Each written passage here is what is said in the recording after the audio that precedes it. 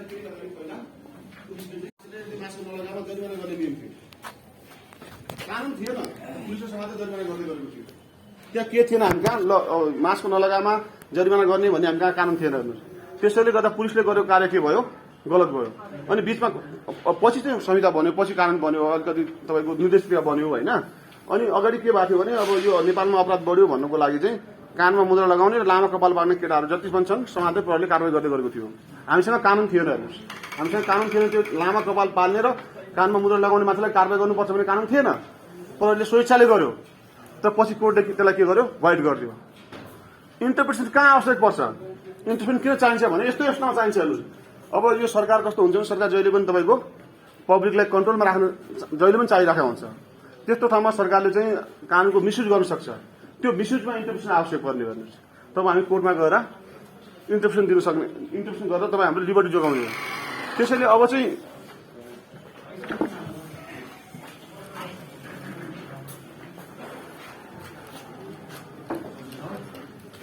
यति बुझिसकेपछि अब हामी सरल भाषामा के बुझौँ भने इन्टरप्रिटेसन के हो, स्ट्याच्यु के हो, इन्टरप्रिटेसन अफ स्ट्याच्यु भने के हो यति बुझौँ। बाँकी धेरै लामो नजाउँ, त्यसपछि तपाईँ आफ्नो डिफिनेसन पढ्नु होला। स्ट्याच्यु भनेको लेजिस्लेचरले बनाउँछ, त्यसैले स्ट्याच्यु भनेको लेजिस्लेचरको विल हो।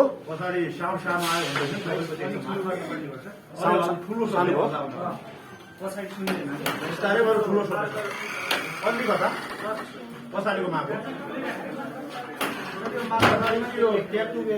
साइड हुनु त्यसलाई पनि हटाएर अगाडि फोकस गर्नु त्यही त एकदम 1 घण्टाको क्लियर अलिक साउन्ड सानो आयो है तपाईँहरूलाई। अब अलिकति सुन्नुहोस् है, बिस्तारै अलि हल्ला नगर्नुहोस्। हामी इन्टरप्रिटेसन अफ स्ट्याच्यु पढिरहेका छौँ। इन्टरप्रिटेसन भनेको टु क्लियरिफाई समथिङ भन्नुको अर्थ जस्तो तपाईँ कुनै मुभी हेर्नुभयो भने त्यसको मुभीको टाइटलले के लेखेको होला भने तपाईँले क्लियरिफाई गर्ने। इन्टरप्रिटेसनले क्लियरिफाई मात्र गर्ने हो, इन्टरप्रिटेसनले केही पनि गर्ने होइन। तपाईँलाई स्पष्ट मात्र गराउने हो इन्टरप्रिटेसनले। अहिले हामी चाहिँ स्ट्याच्यु पढिरहेका छौँ, इन्टरप्रिटेसन अफ स्ट्याच्यु पढिरहेका छौँ। स्ट्याच्यु भनेको ल हो, यो कसले बनाउँछ भने व्यवस्थापिकाले बनाउँछ। त्यसैले स्ट्याच्यु भनेको विल अफ लेजिस्लेचर अथवा विधायिकाको इच्छा भनेको ल हो। अनि इन्टरप्रिटेसन अफ स्ट्याच्यु भनेको to find out the intention of will of legislature. Interpretation of statute भनेको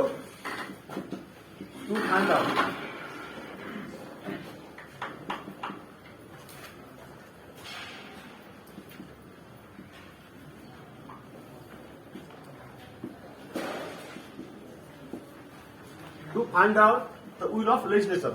स्ट्याच्यु भनेको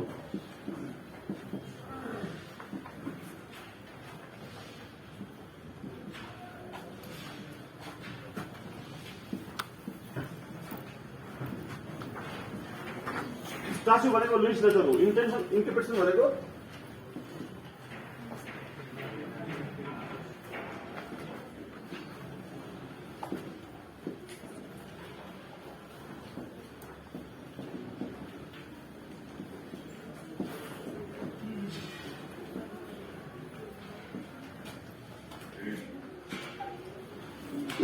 to find out the real meaning. Interpretation भनेको to find out the real meaning. Interpretation भनेको इन्टरप्रिटेसन अफ स्ट्याच्यु भनेको to find out the real meaning of legislature अथवा विधायिकाको वास्तविक इच्छा। यसलाई चाहिँ सालमनले के भनेका छ भने to find out the sententia legis. Sententia legis भनेको intention, to find out the sententia legis of legislature. Interpretation भनेको to find out the real meaning of legislature. विधायिकाको वास्तविक मनसाय पत्ता लगाउने कार्य के हो, कानुनको व्याख्या हो। विधायिकाको वास्तविक मनसाय पत्ता लगाउने कार्यलाई चाहिँ कानुनको व्याख्या भनिन्छ। अनि कानुनको व्याख्या कति बेला हुन्छ भन्नुहुन्छ भने प्रायः जस्तो तपाईँ जनरल त्यो इक्जामको मुखमा लामो नसम्झिनुहोस्। एउटा चाहिँ डबल मिनिङ अथवा दोहोरो शब्द लाग्ने खालको, कहिलेकाहीँ तपाईँको क्लियर शब्द नआउने, अनि कहिलेकाहीँ अनसिन कन्डिसन जस्तो विधायिकाले कानुन बनाएको छ त्यो बनाएको भन्दा छुट्टै समस्या आयो। जस्तो बीचमा चाहिँ तपाईँको यो लिभिङ टुगेदर, हामी कहाँ त्यस्तो कानुन छैन होइन। थुप्रै मान्छेहरू अहिले त्यो पचलमा बसिरहेका छन्। इन्डियामा चाहिँ रेप केसमा चाहिँ कस्तो भयो भने यदि लिभिङ टुगेदरमा बसेको मान्छेको त्यो एक्टिभिटी हुन्छ भने त्यो रेपको परिभाषाभित्र पर्न सक्दैन भन्ने हिसाबले चाहिँ यसको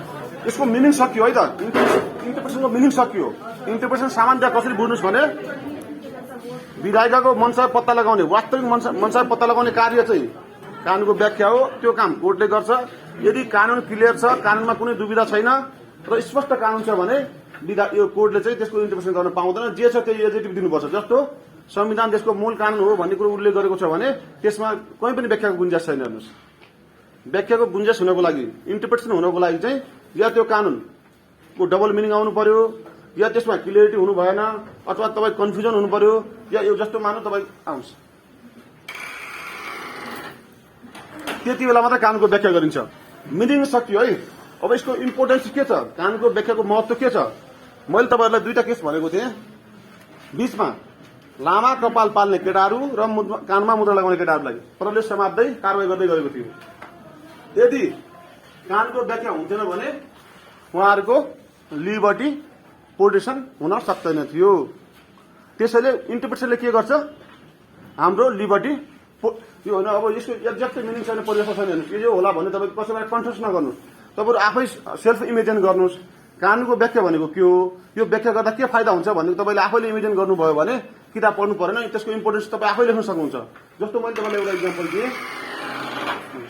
इक्जाम्पल दिएँ जस्तो लामा कपाल भएका यो नजिरै बनेको छ सर्वोच्च अदालतले फैसला गरेको छ लामा कपाल भएका र कानमा मुद्रा लगाउने मान्छेलाई चाहिँ यदि कानुन बनेको छैन भने त्यसलाई कारवाही गर्न मिल्दैन पुलिसले चाहिँ बीचमा के गरिरहेको थियो भने लामा कपाल पाल्ने र कानमा मुद्रा लगाउनेहरूले चाहिँ समाजमा धेरै अपराध गर्न थाले त्यसैले यिनीहरूलाई कन्ट्रोल गर्नको लागि चाहिँ समाजले थानामा हाल्दै गरिरहेको थियो अनि सर्वोच्च अदालतले के उल्लेख गर्यो भने यो भनेको के हो लिबर्टी कटेल भयो त्यसैले अब इन्टरप्रिटेसनले के गर्छ भने इन्टरप्रिटेसनको महत्व के छ हाम्रो लिबर्टीलाई प्रोटेक्सन गर्छ हाम्रो लिबर्टीलाई प्रोटेक्सन गर्छ अर्को ह्युमन राइटलाई प्रोटेक्सन गर्छ हेर्नुहोस् अर्को के गर्छ पार्लियामेन्टको सोभरेन्टी जस्तो तपाईँको कानुनको व्याख्याले जे पार्लियामेन्टले भनेको छ त्यही कुरो त्यहाँ उल्लेख गर्नुपर्ने हुँदा पार्लियामेन्टको सोभरेन्टी जोगिन्छ कि जोगिँदैन यो सेल्फ इमेजिन गर्नुहोस् यसमा कुनै तपाईँको यस्तो यस्तो बुझाउँदा छैन धेरै किताब पढेर केही हुनेवाला छैन यो तपाईँहरूको कानुनको व्याख्याको महत्व कानुन किन तपाईँ व्याख्या गर्नुहुन्छ कानुनको मैले सुरुमा भने जहाँ तपाईँ क्लियर हुनुहुन्छ जहाँ ल क्लियर छ ल क्लियर भयो भने यो कोर्टले चाहिँ व्याख्या गर्न पाउँदैन जहाँ ल क्लियर हुँदैन त्यहाँ चाहिँ कोर्टले व्याख्या गर्ने हो त्यसैले व्याख्याबाट के फाइदा हुन्छ जस्तो अहिले पनि हेर्नुहोस् है तपाईँहरू अहिले प्र्याक्टिसमा हुनुहुन्न होला यो मुल्की अपराध संहिता एउटा आएको छ मुल्की एन चाहिँ अर्को छ हामी कहाँ मुल्की एनमा अहिले चाहिँ नयाँ के छ भने जस्तो ठगीको मल थुप्रै मलहरूमा कस्तो छ भन्नुहुन्छ भने जस्तो पहिला ठगीमा चाहिँ जति बिगो थियो जस्तो 100 रुपियाँ बिगो थियो भने 100 रुपियाँ जरिमाना छ अहिले चाहिँ कति छ 100 रुपियाँ बिगो छ भने 70 रुपियाँ जरिमाना छ जस्तो कानुनको व्याख्याले के फाइदा गरेको छ भने जस्तो यस पहिला जो बिगोमा यसै 100 रुपियाँ बिगोमा जो बसिरहेको छ नि उनीहरूलाई चाहिँ 70 मा झारेको छ अहिले त्यसैले यसको इम्पोर्टेन्समा 4-5 पोइन्ट लेख्नुहोस् कानुनको व्याख्याको के महत्व छ भन्ने कुरामा यसले हाम्रो लिबर्टी स्वतन्त्रता जोगाउँछ मानवाधिकारको संरक्षण गर्छ अनि विधायिकाको शक्तिलाई चाहिँ जोगाउँछ सेपरेसन पावरलाई चाहिँ जोगाउँछ जस्तो कहिलेकाहीँ कस्तो हुन्छ भने कानुनको व्याख्याले गृह सिभिल वार छ नि जस्तो बीचमा तपाईँको कस्तो भयो भन्नुहुन्छ भने हाम्रो प्राइम मिनिस्टर केपी ओलीबाट चाहिँ तपाईँको संसद विघटनलाई सिफारिस भयो अनि अरू दलहरू चाहिँ गएर के भयो यो विघटन चाहिँ गैर संवैधानिक छ भनेर यदि त्यहाँ कोर्ट हुन्थेन भने गृहको सम्भावना हुन्थ्यो हेर्नुहोस् कोर्टले चाहिँ इन्टरप्रिटेसन गर्यो त्यो इन्टरप्रिटेसनले के गर्यो हामीलाई सिभिल वारलाई जोगाइदियो हेर्नुहोस् कहिलेकाहीँ जस्तो तपाईँको इन्डियामा राम जानकी मन्दिर छ कति लामो वर्षसम्मको मुसलमान र हिन्दू झगडा छ हेर्नुहोस् त्यो कोर्टको एउटा इन्टरप्रिटेसनले के भयो त्यो झगडा सदाको लागि के भयो क्लोज भयो हेर्नुहोस् त्यसैले इन्टरप्रिटेसनले के गर्छ यसको इम्पोर्टेन्स के छ भन्नुहुन्छ भने यसले सिभिल वारलाई पनि जोगाउँछ हेर्नुहोस् यो तपाईँहरूले आफैले इमेजिन गर्ने कुरा यो कुनै किताबहरूमा तपाईँ यसमा भेटिँदैन हेर्नुहोस् यो आफैले इमेजिन गरेर तपाईँ यसको महत्व के छ तपाईँ आफै देख्न सक्नुहुन्छ हेर्नुहोस् त्यसैले यसको इम्पोर्टेन्स के छ भन्नुहुन्छ भने सिभिल वारलाई जोगाउँछ तपाईँको लिबर्टी प्रोटेक्सन गर्छ अनि कहिलेकाहीँ तपाईँको कन्फ्युजनलाई क्लियरिटी गर्छ अनि तपाईँको कानुनलाई पनि स्पष्टीकृति दिन्छ जस्तो अब संविधानको धारा 77(4) को बारेमा व्याख्या भएको थियो त्यो क्लियर गरेन त क्लियर गर्यो नि इन्टरप्रिटेसनले। त्यसैले इन्टरप्रिटेसन भनेको यसको यही महत्त्व छ भन्ने छैन। हेर्नुहोस् यो महत्त्व के हुनसक्छ, तपाईँले पहिला इन्टरप्रिटेसन बुझ्नुहोस्, अनि त्यसपछि स्ट्याच्यु बुझ्नुहोस्। इन्टरप्रिटेसन स्ट्याच्यु भनेको यो हो भन्ने तपाईँलाई जानकारी भयो भने त्यसपछि यसको महत्त्वको बारेमा तपाईँले धेरै किताबहरू पढ्राख्नु पर्दैन। अब यसको इम्पोर्टेन्स छ के हेर्नुहोस्। अब काइन्ड्स अफ इन्टरप्रिटेसन छ हेर्नुहोस् है। बुझ्दै हुनुहुन्छ कि फास्ट भाष के छ, क्लियर हुनुहुन्छ है?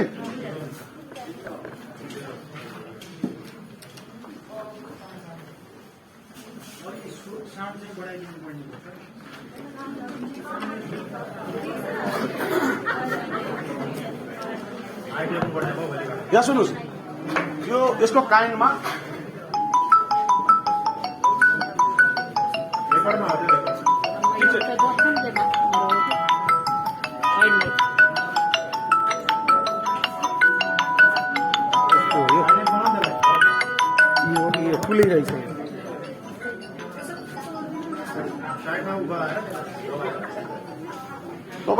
तपाईँहरूसँग लामो समय छ भने किताब बस्ताउनुहोस्। लामो समय छ भने किताब हेर्नु होला। यदि सर्ट समय छ भने तपाईँले दुईटा कुराबाट हेर्नुहोस्। यो सालमन्ड अन जुरिस्प्रुडेन्स, जुरिस्प्रुडेन्स सालमन्ड भन्ने किताबमा सालमन्डले चाहिँ कानुनको व्याख्यालाई दुई भागमा बाँडेका छन्। हेर्नुहोस्, हामीले अथेन्टिक चिज हेर्नुपर्छ। हामी कहाँ धेरै अहिलेको किताबहरूमा चाहिँ अथेन्टिक चिज हुँदैन, तर कहाँबाट कपी गरेको पनि थाहा पनि हुँदैन। यसको व्याख्यालाई दुई भागमा हेर्नुहोस्। सालमन्डले चाहिँ सालमन्ड अन जुरिस्प्रुडेन्स, तपाईँहरूसँग यो बजारमा छ, किताब हेर्दा हुन्छ। त्यसमा चाहिँ कानुनको व्याख्यालाई दुई भागमा बाँडेका छन्। एउटा चाहिँ लिगल इन्टरप्रिटेसन, लिगल भनेको कानुनी व्याख्या। अर्को चाहिँ फङ्सनल, फङ्सनल भनेको कार्यात्मक व्याख्या। सालमन्डले चाहिँ कानुनको व्याख्यालाई दुई भागमा बाँडेका छन्। एउटा लिगल इन्टरप्रिटेसन, अर्को फङ्सनल कार्यात्मक व्याख्या। लिगल इन्टरप्रिटेसन भनेको जे पार्लियामेन्टले लेखेको छ, जे पार्लियामेन्टले लेखेको छ, अथवा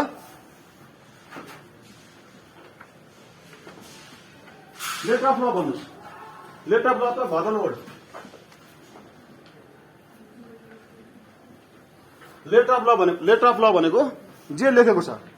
लिगल इन्टरप्रिटेसन दुई भागमा मान्नुहोस् है। अब लामो नजानु, तपाईँहरू कन्फ्युजन हुन सक्नुहुन्छ। त्यसैले काइन्ड्स अफ इन्टरप्रिटेसन दुई भागमा बाँड्नुहोस्। सालमन्ड अन जुरिस्प्रुडेन्समा सालमन्डले दुई भागमा बाँडेका छन्। सालमन्ड अन जुरिस्प्रुडेन्स तपाईँले हेर्नु होला।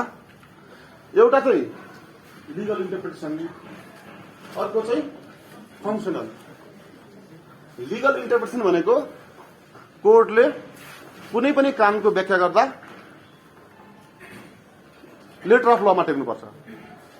लेटर अफ ल भन्दा बाहिर जान पाउँदैन। यो लेटर अफ ल भन्दा बाहिर नगएर व्याख्या गर्ने काम चाहिँ के हो? Legal interpretation. कोर्टले कुनै पनि लिगल कोर्टको लिगल टर्मको यदि इन्टरप्रिटेसन गर्नु पर्यो भने letter of Lama टेक्नुपर्छ। Letter of ल भन्दा बाहिर जान पाउँदैन। त्यसलाई चाहिँ के भनिन्छ? Legal interpretation. अर्को चाहिँ अथवा लेटर अफ ल अथवा भर्बल order भनेको नि, भर्बल भनेको नि थेट order हो, तपाईँको जे छ त्यही हो। अर्को चाहिँ फङ्सनल। फङ्सन भनेको कार्यात्मक इन्टरप्रिटेसन। यसले चाहिँ कहिलेकाहीँ कस्तो गर्छ भन्नुहुन्छ भने, जस्तो हामी अहिले व्याख्याको सिद्धान्त पढौँला। कहिलेकाहीँ तपाईँको लेटर अफ लमा टेकेर मात्रै, जस्तो मैले तपाईँलाई अघि भने केको कुरा गरेँ, हाम्रो मुलुकी दिवानी संहिताले मेल र फिमेलका बीचमा म्यारिजको कन्सेप्ट राखेको छ। अहिले चाहिँ तपाईँको मेल मेल, फिमेल फिमेल अथवा थर्ड जेन्डर विभिन्न किसिमको छ मान्छेहरू। उहाँले यदि म्यारिजको यदि त्यस्तो निवेदन दिनुभयो भने लेटर अफ लले सम्बोधन गर्छ, गर्दैन। लिगल इन्टरप्रिटेसन भनेको लेटर अफ ल हो।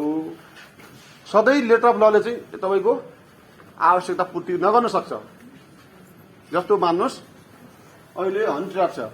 हनी ट्र्यापको बारेमा हामी कहाँ मुलुकी अपराध संहिताले समेट्न सकेको छैन। तपाईँको लेटर अफ ल मात्र हेर्नु हो भने त त्यो हनी ट्र्याप त तपाईँको आघात हुन्छ, हेर्नु त्यसले त कारवाही नै गर्न सकिँदैन। तर धेरै मान्छे भिक्टिम भइसकेका छन्। त्यो अवस्थामा चाहिँ फङ्सनल इन्टरप्रिटेसन, यसले चाहिँ के हेर्छ?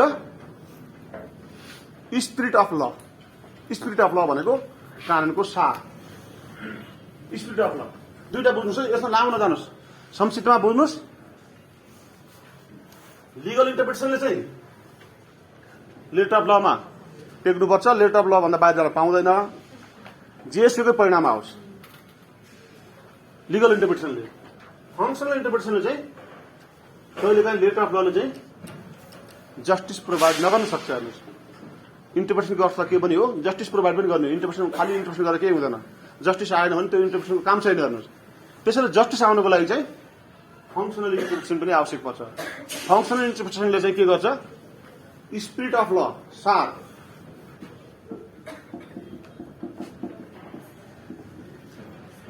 लको सार के हो, स्पिरिट के हो त्यो हेर्छ। यो चाहिँ एउटा भयो होइन। एउटा अर्को पनि छ तपाईँसँग यो काइन्ड्समा, तपाईँले यति लेख्दा पनि पुग्छ, यति लेख्दा पनि पुग्छ, यो समस्या भएन। अब विभिन्न विद्वानले विभिन्न तरिकाले दिएका छन्, जुरिस्टहरूले दिएका छन् होइन। एउटा अलिक बढी चलन चल्तीमा रहेको एउटा अर्को पनि छ, हामी त्यो पनि हेरौँ।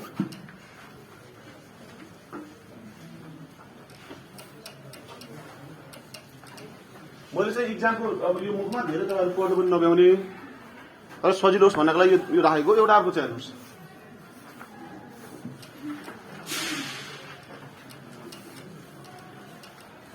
एउटा लिगल छ, अर्को डक्ट्रिनल।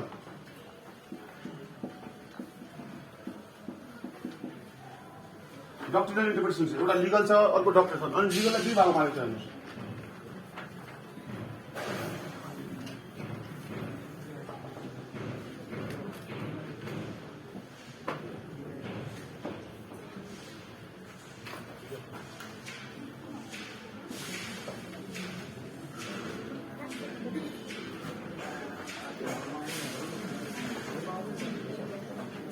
म मुखले भन्छु है।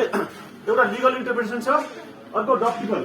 लिगल भनेको कानुनी व्याख्या, अर्को सैद्धान्तिक व्याख्या, दुईटा छ। लिगल इन्टरप्रिटेसन पनि छ, डक्ट्रिनल छ। अनि लिगललाई दुई भागमा मारेको छ। अथेन्टिक भनेको जे लेटर अफ ल हो, यो लिटरा स्क्रिप्टा भनिन्छ। जस्तो तपाईँको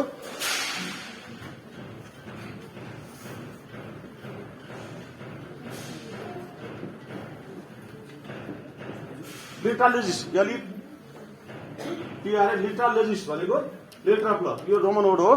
तपाईँको सालमन्डे चाहिँ लिटरालेजिस भनेका छन्। अथेन्टिक भनेको letter of Lama टेक्नुपर्छ, letter of ल भन्दा बाहिर जान पाउँदैन। युजुअल इन्टरप्रिटेसन भनेको जस्तो हाम्रो मुलुकी देवान संहितामा विवाह गर्दाखेरि नजिकको सम्बन्ध अथवा हानाता भएको मान्छेसँग विवाह गर्न पाइँदैन। हेर्नुहोस्, त्यो एक लक छ। अनि अर्को के छ भने कहिलेकाहीँ अब हाम्रो परम्परा अनुसार चलिआएको रीतिरिवाजलाई चाहिँ विवाह गर्न छुट दिएको छ। त्यो आधार के हो भने युजल हो, परम्परा, प्रथा। यो प्रथा हो, युजल भनेको परम्परा, प्रथा।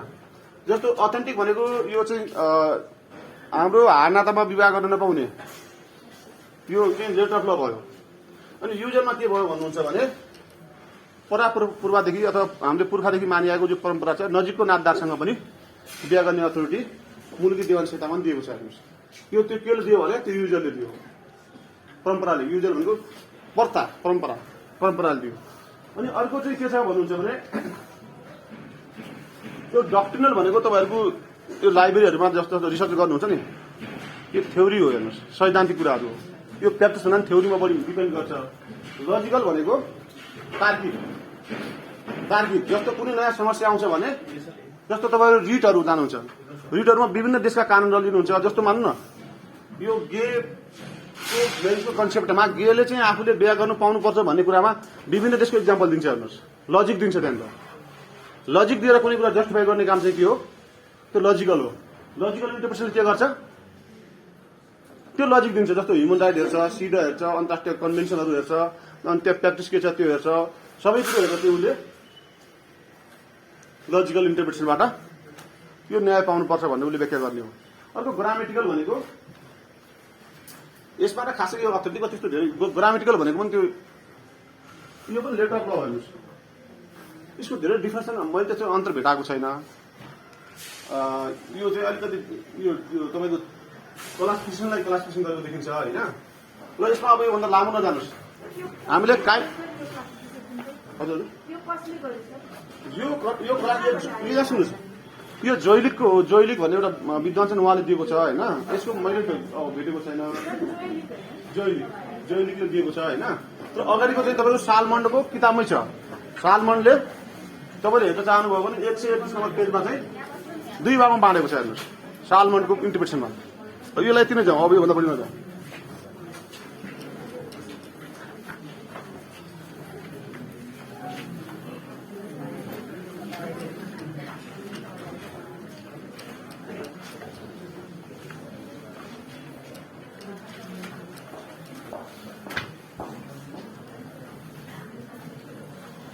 अब हामी संक्षिप्तमा जाँदैछौँ।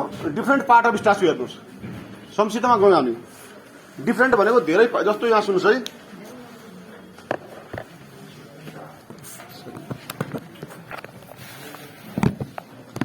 मैले एउटा संविधान लिएर आएको छु हेर्नुहोस्। यो संविधानमा चाहिँ स्ट्याचुको भागहरू छ, कानुनको भागहरू हुन्छ।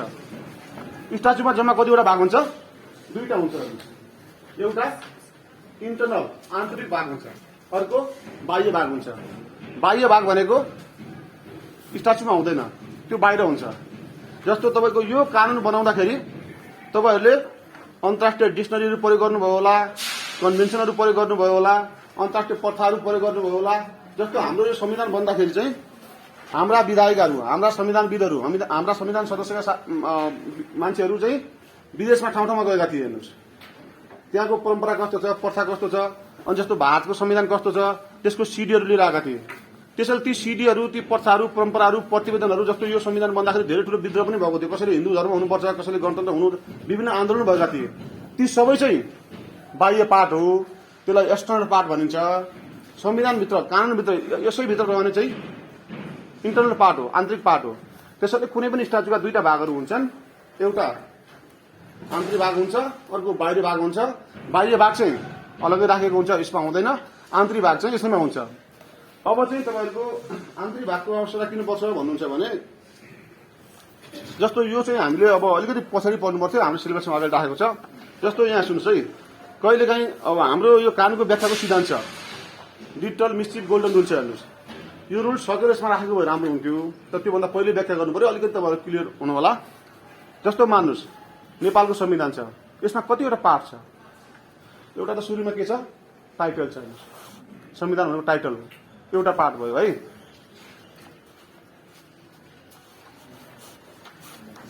त्यसपछि प्रिम्बल छ हेर्नुहोस्, यो अर्को पार्ट भयो।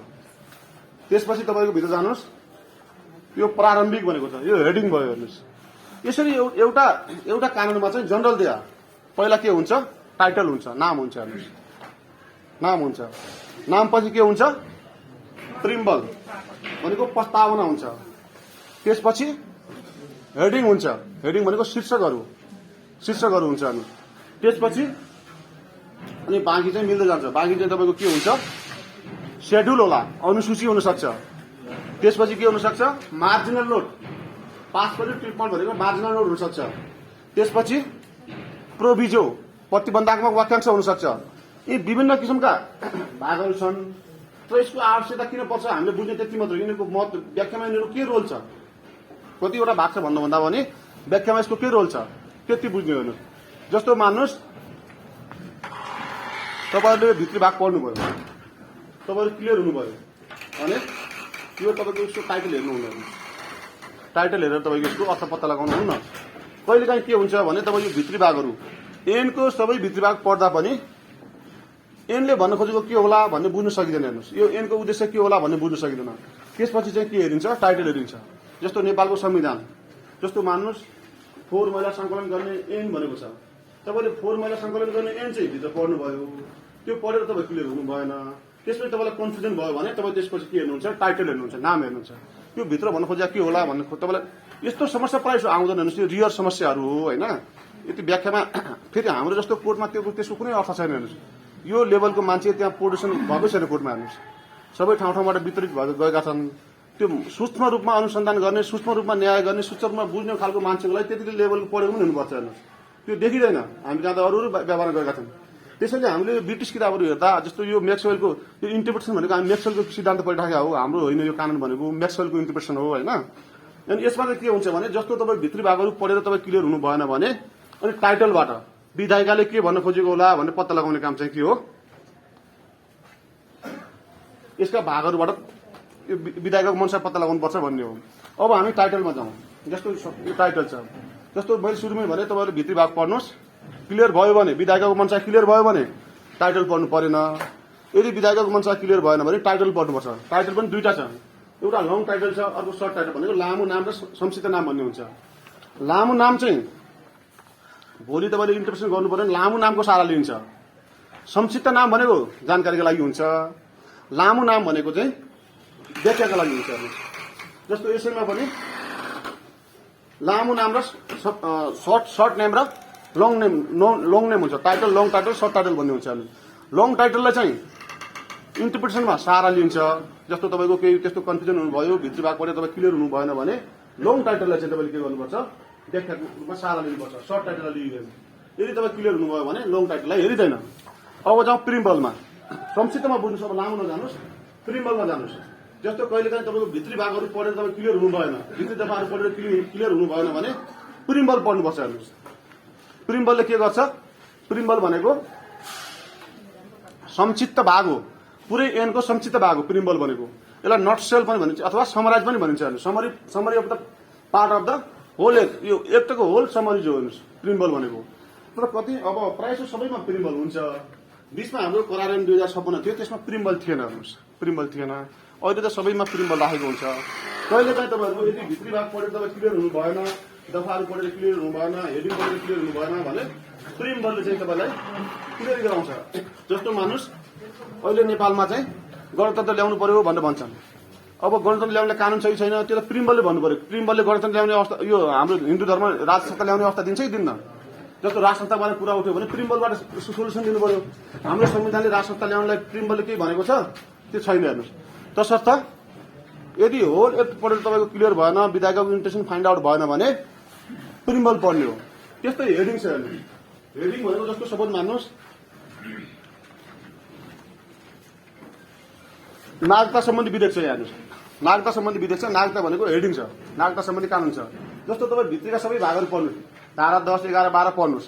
यदि त्यो क्लियर भएन भने त्यसपछि माथिको हेडिङबाट चाहिँ के भन्न खोजेको होला भने अनि हेडिङको सहारा लिएर तपाईँले विधायिकाको मनसा पत्ता लगाउनुपर्छ भन्ने मान्यता राखिन्छ। हेर्नुहोस्, त्यस्तै सेड्युल छ। सेड्युल भनेको अनुसूची हो, त्यो चाहिँ एनमा राखिँदैन, एनको पछाडि भागमा राखेको हुन्छ। जस्तो कहिलेकाहीँ ती अनुसूचीहरू जस्तो हाम्रो अहिले बिचमा पनि अलिकति विवाद भएको थियो। हेर्नुहोस्, यो कहाँ थियो भन्नुहुन्छ भने जनकपुरमा एउटा झण्डा बनाइएको, तपाईँलाई याद होला, अहिले पनि जानकारी होला, एउटा झण्डा बनाइएको थियो, नेपाली झण्डा। त्यो झण्डाको साइज चाहिँ बिगारेको थियो। हेर्नुहोस्, साइज बिगारेको थियो। अब त्यो कुन साइज हो भन्नको लागि चाहिँ के गरेको थियो, पछि अनुसूचीमा हेरेर त्यसलाई फाइन्ड आउट गरेको थियो। जस्तो मानौँ न हाम्रो यो संविधानको पछाडि धेरै अनुसूची छ, शक्तिको पावरको तपाईँको डिस्ट्रिब्युसन छ, अरू अरू कुराहरू छ होइन। कहिलेकाहीँ त त्यस्तो विवाद आउँदैन। र कहिलेकाहीँ विवाद आयो भने जस्तो मानौँ झण्डा तपाईँलाई एकदम रिसेन्ट इक्जाम्पल भनेको जनकपुरको गान्धी मन्दिरमा चाहिँ एउटा झण्डा गाडिएको थियो, त्यो झण्डाको साइज बिगाडेको थियो। बिगारिसकेपछि अब यो झण्डा त्यो ठिक चाहिँ छैन भने बुझ्नु पर्यो। अनि बुझ्नलाई कहाँबाट बुझ्ने, यही अनुसूची हेर्नु परेन हो। यस्तो समस्या आउन सक्छ, प्रायः सधैँ आउँछ भन्ने होइन। हेर्नुहोस्, कहिलेकाहीँ कस्तो हुन्छ भने त्यस्तो समस्या आउन सक्छ। त्यो समस्याको व्याख्या गर्दाखेरि अथवा त्यसलाई अब तपाईँको इन्टरप्रिटेसन गर्दाखेरि तपाईँ कसरी गर्नुहुन्छ, अनुसूचीको सहारा लिएर इन्टरप्रिटेसन गर्नुहुन्छ। अर्को चाहिँ प्रोभिजो मार्क, यो प्रतिबन्धात्मक वाक्यांश। पहिला सुरुका ऐनहरूमा चाहिँ प्रतिबन्धात्मक वाक्यांशलाई यस्तो बेलातिर हेर्नु भने त्यो प्रतिबन्धात्मक वाक्यांशलाई सुरुमा महत्त्व दिँदैन थियो। हेर्नुहोस्, अहिले चाहिँ महत्त्व दिन्छ। प्रतिबन्धात्मक वाक्यांशले के गर्छ भने मेन हेडिङलाई कन्ट्रोल गर्छ। हेर्नुहोस्, जस्तो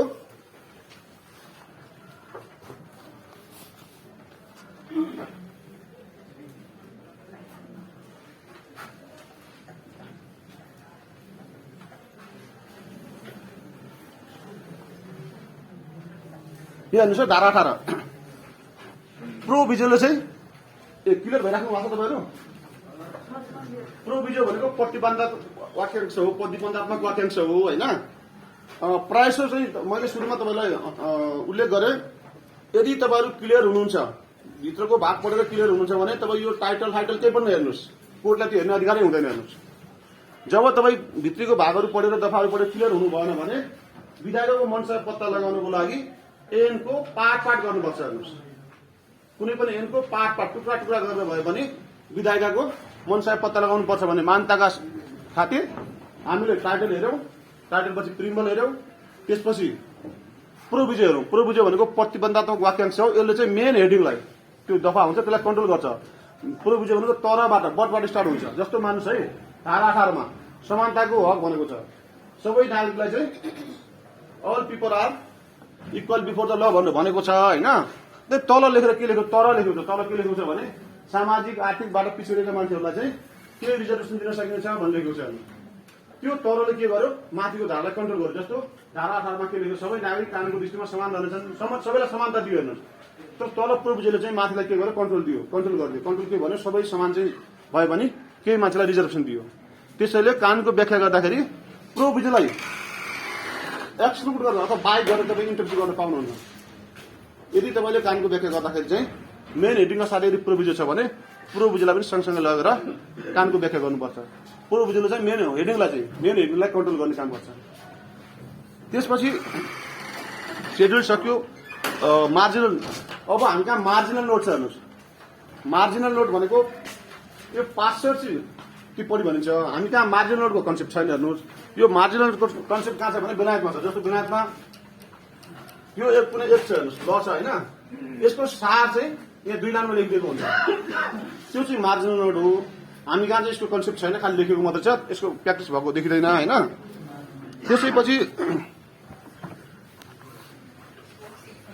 हेडिङ भयो मार्जिनल नोट, सेड्युल, पङ्क्चुएसन। यो यस्तो छ। हेर्नुहोस्, यो हामी कहाँ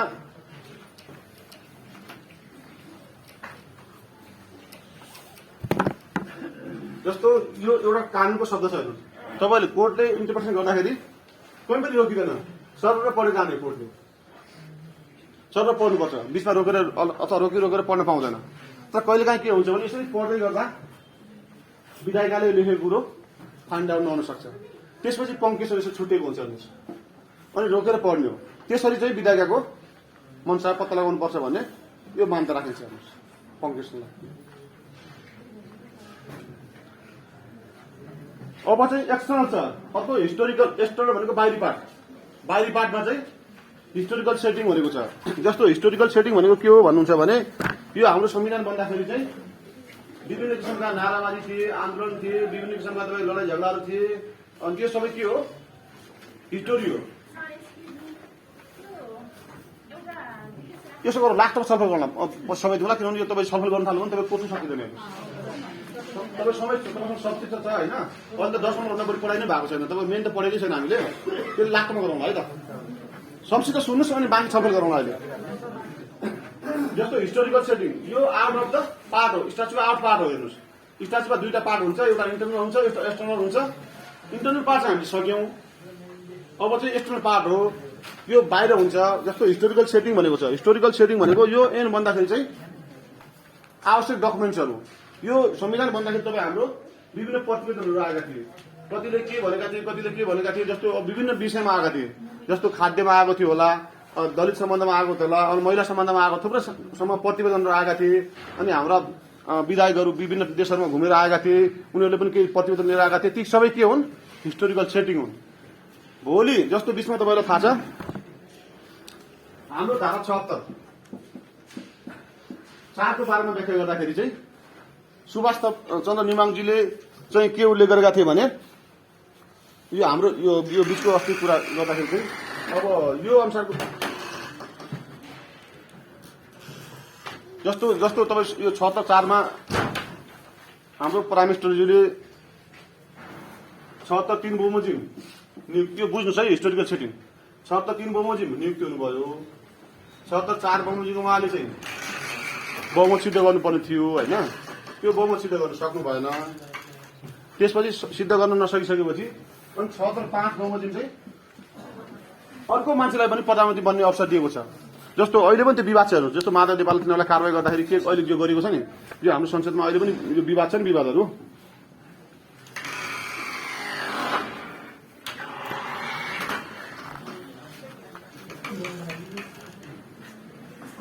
यहाँ हेर्नुहोस् है, म तपाईँलाई हिस्टोरिकल सेटिङको बारेमा अलिकति संक्षिप्त बनाउँछु।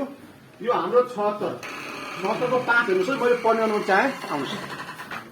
यसमा प्रश्न छ, तपाईँहरू बुझ्नुहुन्छ, त्यसमा धेरै कुरा उल्लेख गर्नु परेन। यसमा के लेखेको छ भने उपधारा 3 बमोजिम नियुक्ति प्रधानमन्त्रीले उपधारा 4 बमोजिम विश्वासको मत प्राप्त गर्न नसकेमा उपधारा 2 बमोजिम कुनै सदस्य भन्नुको अर्थ कुनै सदस्यले प्रतिनिधि सभामा विश्वासको मत प्राप्त गर्न सक्ने आधार प्रस्तुत गरेमा राष्ट्रपतिले त्यो सदस्यलाई प्रधानमन्त्री नियुक्ति गर्नेछ भन्ने उल्लेख गरेको छ।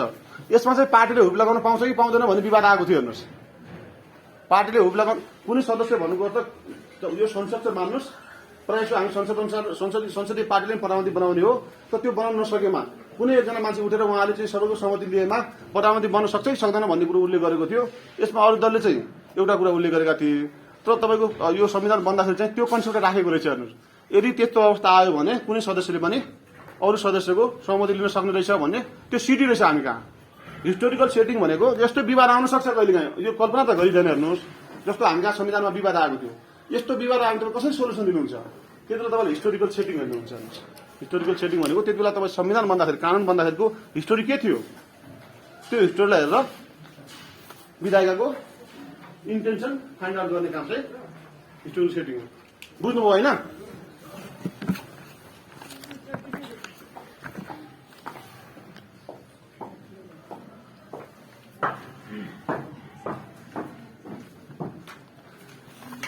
अर्को इन्टरनेसनल कन्भेन्सनहरू छ।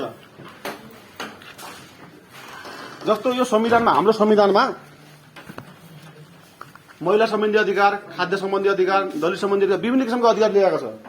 त्यो अधिकारको बारेमा हामीले छलफल गर्दाखेरि ICCPR, सेडा, child right, human right जस्ता थुप्रो डकुमेन्ट्सहरू हामीले दिएका थियौँ।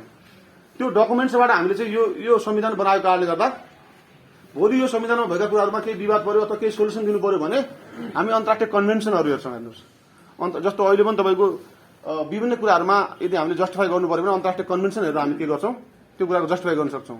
त्यसैले यो यदि ऐन पढेर तपाईँको भित्री भाग पढेर तपाईँले यदि विधायकको मञ्चमा पत्ता लगाउन सक्नु भएन भने यो चाहिँ त्यो out part of the statute गएर तपाईँले कन्भेन्सनहरू हेरेर पनि विधायकको मञ्चमा पत्ता लगाउनु पर्छ। अनि अर्को डिक्सनरी र टेक्स्ट बुक भनेको छ। डिक्सनरी भनेको जस्तो यो संविधान बनाउँदाखेरि बाबुराम भट्टराईको अध्यक्षतामा एउटा भाषा शुद्धिकरण बनेको थाहा छ तपाईँहरूलाई।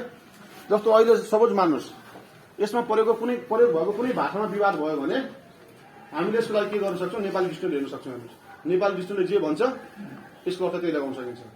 अर्को टेक्स्ट बुक भनेको छ। टेक्स्ट बुक भनेको तपाईँ हामी कहाँ जस्तो अहिले तपाईँहरू पढ्नुभयो होला, जस्तो अन्तर्राष्ट्रिय कानुनमा ओपेन ह्याम, जस्तो यो ब्राउनली जस्ता थुप्रै विद्वानहरू छन्। त्यो अन्तर्राष्ट्रिय शब्दहरूमा, टर्म्सहरूमा कुनै त्यस्तो सम्बन्ध बिग्रियो भने अथवा त्यस्तो केही भयो भने हामी त्यो टेक्स्ट बुकहरू हेर्न सक्छौँ।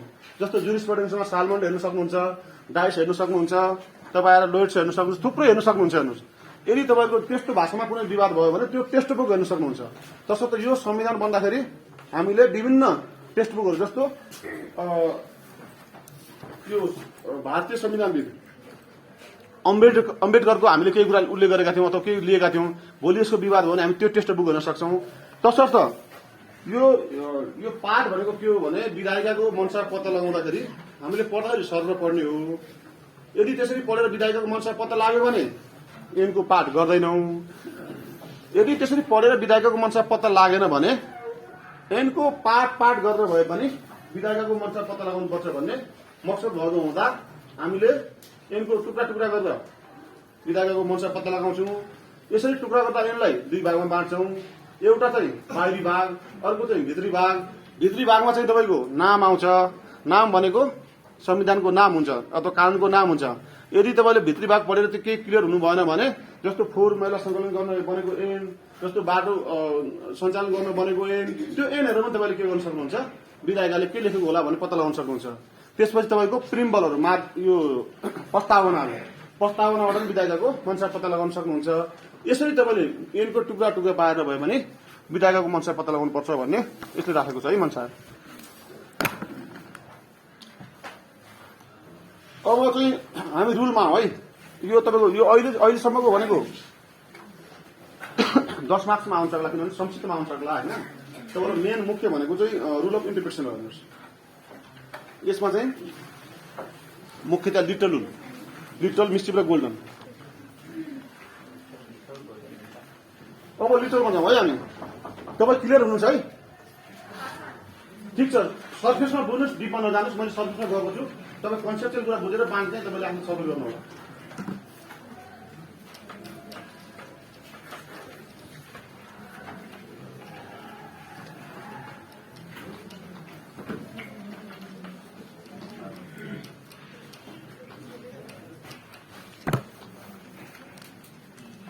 यसमा यो सीमा चाहिँ अब एक दुईवटा कुरा रहेछ है। यो कमेन्समेन्ट, रिपिल एन्ड रिभाइभल पनि रहेछ होइन।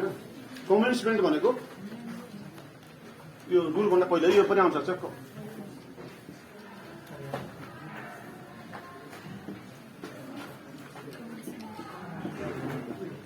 कमेन्समेन्ट भनेको लागू हुने। यिनीहरू कस्तो अवस्थामा लागू हुन्छ? एन दुई तरिकाबाट लागू हुन्छ। हेर्नुहोस्, एउटा एन आफैमा लेखेको हुन्छ। हेर्नुहोस्, जस्तो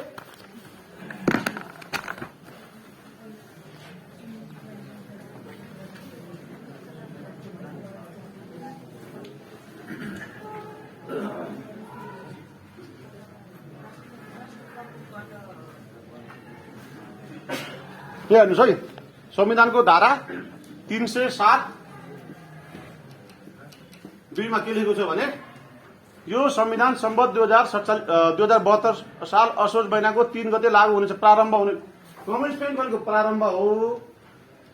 प्रारम्भ दुई किसिमले हुन्छ। एउटा एनमै लेखेको हुन्छ प्रारम्भ हुने भनेर, जस्तो मुलुकी देवानी संहितामा, मुलुकी अपराध संहितामा के लेखेको थियो? यो भदौ 1 गतेदेखि लागू हुनेछ, अथवा यो संविधान चाहिँ 72 साल असोज 3 गतेदेखि लागू हुन्छ। एनमा लेखेको रहेछ भने टेन्सन लागू भयो होइन। यदि त्यो लेखेको रहेन रहेछ भने हेड अफ द स्टेटले चाहिँ एनमा प्रमाणीकरण गर्यो, एसेन्ट गरेको बेला जहिले हेड अफ द स्टेटले चाहिँ एसेन्ट गर्छ अथवा सिग्नेचर गर्छ, त्यो सिग्नेचर गरेको दिनदेखि लागू हुन्छ। कमेन्समेन्ट दुई किसिमले हुन्छ। एनको कुनै पनि एक्टको कमेन्समेन्ट चाहिँ दुई किसिमले हुन्छ। एउटा चाहिँ एनमै लेखेको हुन्छ, यो यतिदेखि लागू हुनेछ लेखेको रहेछ भने विवाद भएन। यदि त्यो लेखेको रहेन रहेछ भने हेड अफ द स्टेटले चाहिँ एसेन्ट गरेको दिनदेखि लागू हुन्छ। यसमा चाहिँ बिबी प्रसाद कोइराला केस थियो, हामी जहाँ तपाईँले कति बुझ्नु भएको छ होइन। यो बिबी प्रसाद कोइराला केसमा के थियो भन्नुहुन्छ भने तपाईँको संविधान सभाको चुनाव गर्ने डेटको बारेमा विवाद थियो।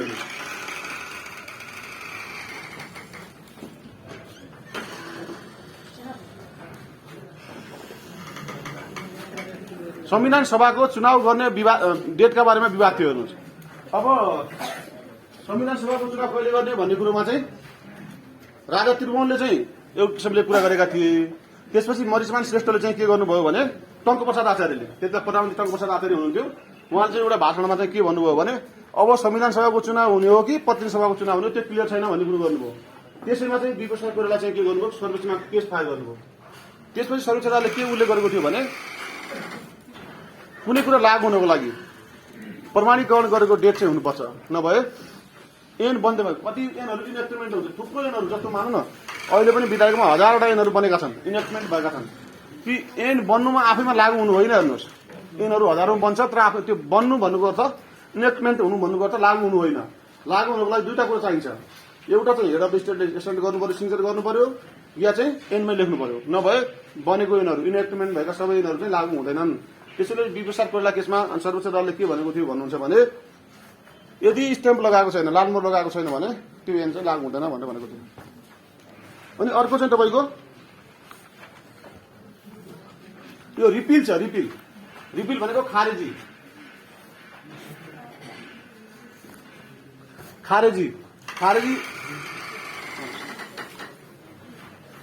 भनेको के हो भन्नुहुन्छ भने कुनै पनि एन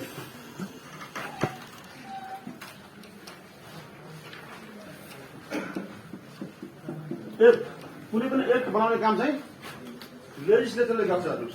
यसको इन्डिक पनि कसले गर्छ? लेजिस्लेचरले गर्छ। खारिज पनि लेजिस्लेचरले गर्छ, बनाउने काम पनि लेजिस्लेचरले गर्छ। हेर्नुहोस्, जबसम्म लेजिस्लेचरले चाहिँ यो एन खारिजी भयो भनेर भन्दैन तबसम्म त्यो एन खारिजी हुँदैन। खारिजी दुई किसिमले हुन्छ। एउटा चाहिँ व्यक्त एक्सप्रेस गरेर, जस्तो तपाईँको यो धारा 308 हेर्नुहोस्, 308 मा के लेखेको छ भने नेपालको अन्तरिम संविधान 2063 खारिजी गरेको छ। त्यो एक्सप्रेस गर्यो हेर्नुहोस्। एक्सप्रेस भनेको व्यक्त गर्यो। कानुन दुई किसिमले खारिज हुन्छ। कानुन रिपिल भनेको कानुन चाहिँ बनाउने काम चाहिँ विधायिकाले गर्छ। यदि विधायिकाले खारिज भनी लेखेको छ भने त्यो खारिज हुन्छ, अन्त त्यो खारिज हुँदैन। अनि खारिज दुई किसिमले हुन्छ। एउटा चाहिँ रिपिल एक्सप्रेस गरेर व्यक्त गरेर, अर्को चाहिँ इम्प्लाइड अव्यक्त भनिन्छ। अव्यक्त भनेको के हो भने त्यो खारिज नै हुँदैन, त्यो साइलेन्स हुन्छ। जस्तो मान्नुहोस् है, दुईटा धाराहरू छ।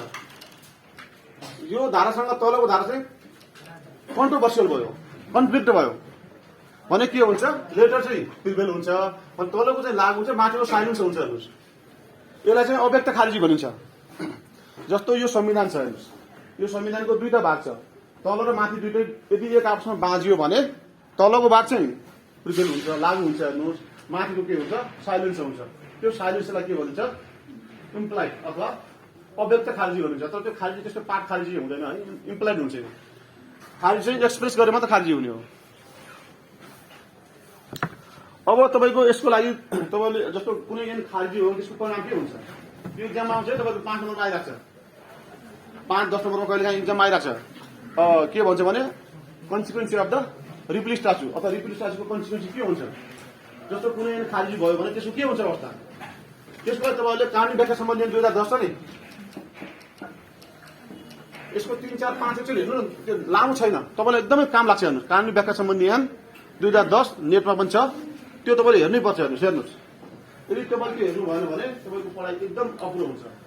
कानुनी व्याख्या सम्बन्धी 2010 को दफा 3, 4, 5 हेर्नुहोस् त, संक्षिप्तमा तपाईँलाई क्लियर गराइन्छ। त्यो हेर्नुहोस्, त्यो ऐन हो।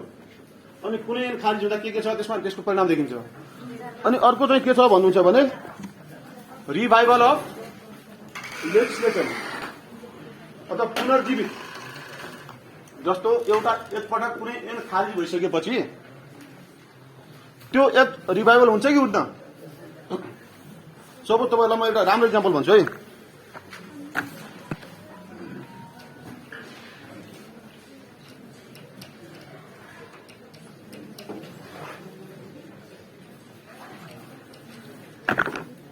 हामी कहाँ बिचमा चाहिँ कम्पनी ऐन 2053 थियो, हेर्नुहोस्, जानकारी होला। त्यसपछि के भयो भने हामी रिभाइभल अफ लेजिस्लेसन है, एकचोटि खारिज भएको एक रिभाइभल हुन्छ कि हुन्न भन्ने कुरामा गइरहेका छौँ। यो बुझिराख्नुहोस् है। एकपटक हामीसँग कम्पनी ऐन 2053 थियो, त्यसलाई चाहिँ अर्डिनेन्सले के गर्यो, खारिज गरिदियो। 2062 को अर्डिनेन्सले खारिज गरिदियो। अनि अर्डिनेन्सको म्याद कति हुन्छ? 6 महिना हुन्छ। त्यति बेला हामीसँग पार्लियामेन्ट थिएन। हेर्नुहोस्, पार्लियामेन्ट थिएन। अब तपाईँ आफै भन्नुहोस्, यो अर्डिनेन्सले यसलाई रिपिल गर्यो, यो चाहिँ इक्सनमा आफै रिपिल भयो भने यो रिभाइभल हुन्छ कि हुन्न? 53 के हुन्छ? यस्तो समस्या आउँछ। हेर्नुहोस्, हामीले यो अहिले कस्तो लाग्छ भने तपाईँहरूलाई यो पढ्दाखेरि चाहिँ हामीलाई पनि त्यस्तो लागेको थियो। पढ्दाखेरि कस्तो लाग्छ भने यो अब यो व्यवहारमा आउँदैन। हेर्नुहोस्, व्यवहारमा नआउँदा त्यस्तो लाग्छ। जस्तो यहाँ तपाईँलाई प्र्याक्टिसमै आयो। हेर्नुहोस्, कम्पनी ऐन 2053 हामीसँग थियो, त्यसलाई चाहिँ अध्यादेशले 2062 सालमा अध्यादेश आयो होइन, अध्यादेशले खारिज गर्यो। त्यति बेला फेरि हामीलाई 62 सालमा आन्दोलन थियो, तपाईँलाई हामी सबै जानकारी छ। 62-63 आन्दोलन थियो, संसद थिएन। यसको म्याद 6 महिना हुन्छ। अर्डिनेन्सको म्याद, अर्डिनेन्स आफै खारिज भइदियो 6 महिना, त्यो निष्क्रिय अटोमेटिक निष्क्रिय भयो। अब यो अटोमेटिक निष्क्रिय भइसकेपछि 53 सालको ऐन के हुन्छ? अब रिभाइभल हुन्छ कि हुन्न? यस्तो समस्या आउँछ। हेर्नुहोस्, पहिला बेलामा के थियो भने तपाईँको यस्तरी खारिज भएको ऐनहरू पनि रिभाइभल हुन्छ भन्ने मान्यता राखिन्थ्यो होइन। तर अहिले चाहिँ के हुन्छ भने एकपटक खारिज भइसकेको ऐन यदि विधायिकाले एक्सप्रेस गरेको छैन भने त्यो कुनै पनि हालतमा रिभाइभल हुँदैन। त्यति नै बुझ्नुहोस् न।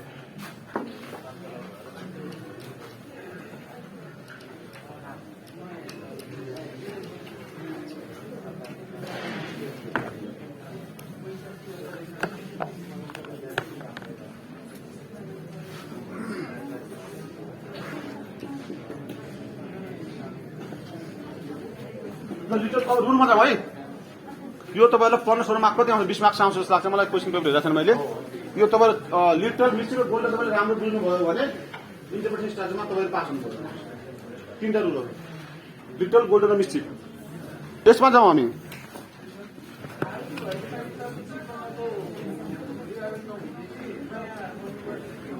के भन्नु त? पछि भन्नु त टिप्नु जाउँछ। यहाँ सुन्नुहोस्, लिटल रुल हल्ला नगर्नुहोस्। लिटल भनेको विधायिकाले जे लेखेको छ लेटर अफ ल,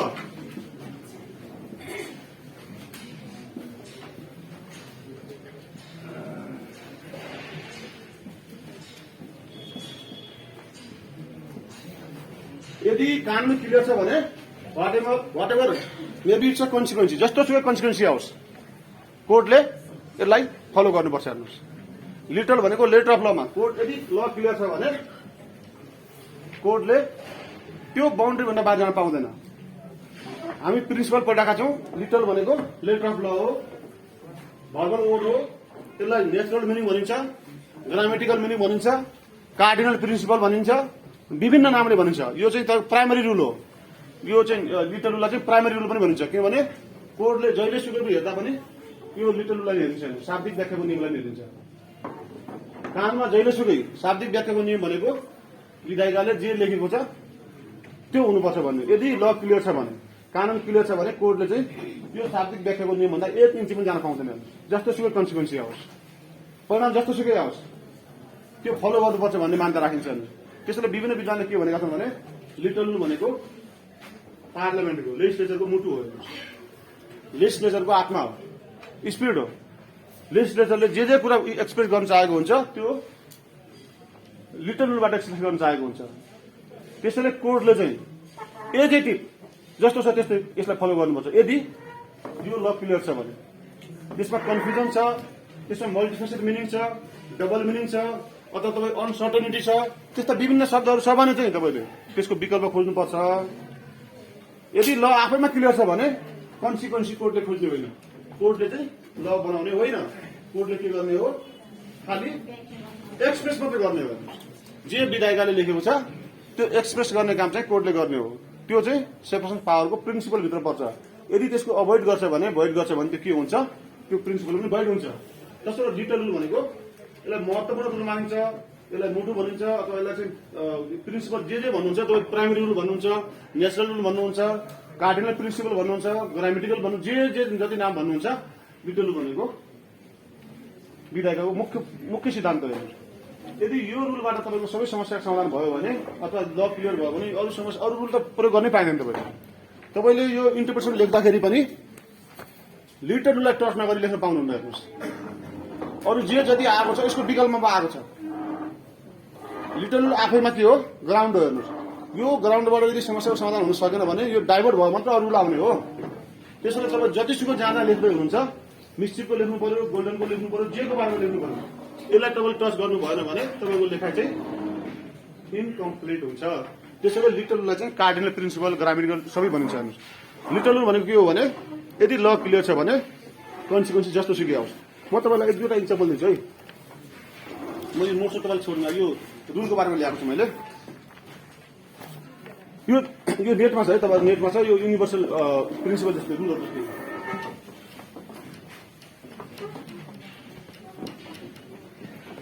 यसमा एउटा केस छ, हेर्नुहोस्,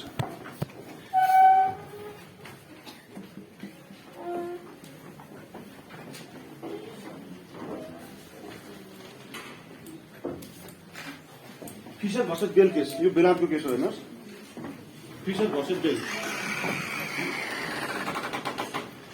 यसमा के भएको छ भन्नुहुन्छ भने हामीले सुरुमा के बुझेका छौँ भने ल क्लियर छ भने कन्सिक्वेन्सी जस्तो सुकै आओस् कोर्टले फलो गर्नुपर्छ। कोर्टसँग यो कुरा डाइभर्ट हुने अधिकार हुँदैन। जस्तो सुकै कन्सिक्वेन्सी आओस् ल चाहिँ क्लियर हुनुपर्छ भन्ने मात्र हामीले प्रिन्सिपल बुझेका छौँ। यसमा के थियो भन्नुहुन्छ भने डिफेन्डेन्ट भनेको प्रतिवादीले भिक्टिमको नोजमा हिर्कायो, नाकमा हिर्कायो, अनि नाकमा हिर्काउँदाखेरि अनि स्ट्याचुमा के थियो भन्नुहुन्छ भने स्ट्याचु भनेको लमा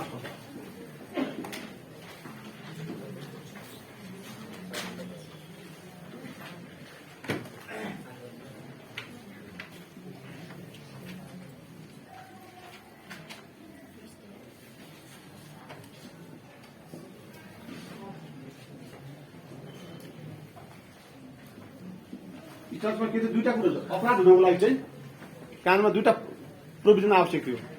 या स्ट्रक्टिभ कट भनेको घाउ देखिनु पर्थ्यो या चोट लागेको देखिनु पर्थ्यो। नाकमा यसरी त्यहाँ जो चोट पनि लागेको देखेन, घाउ पनि देखेन।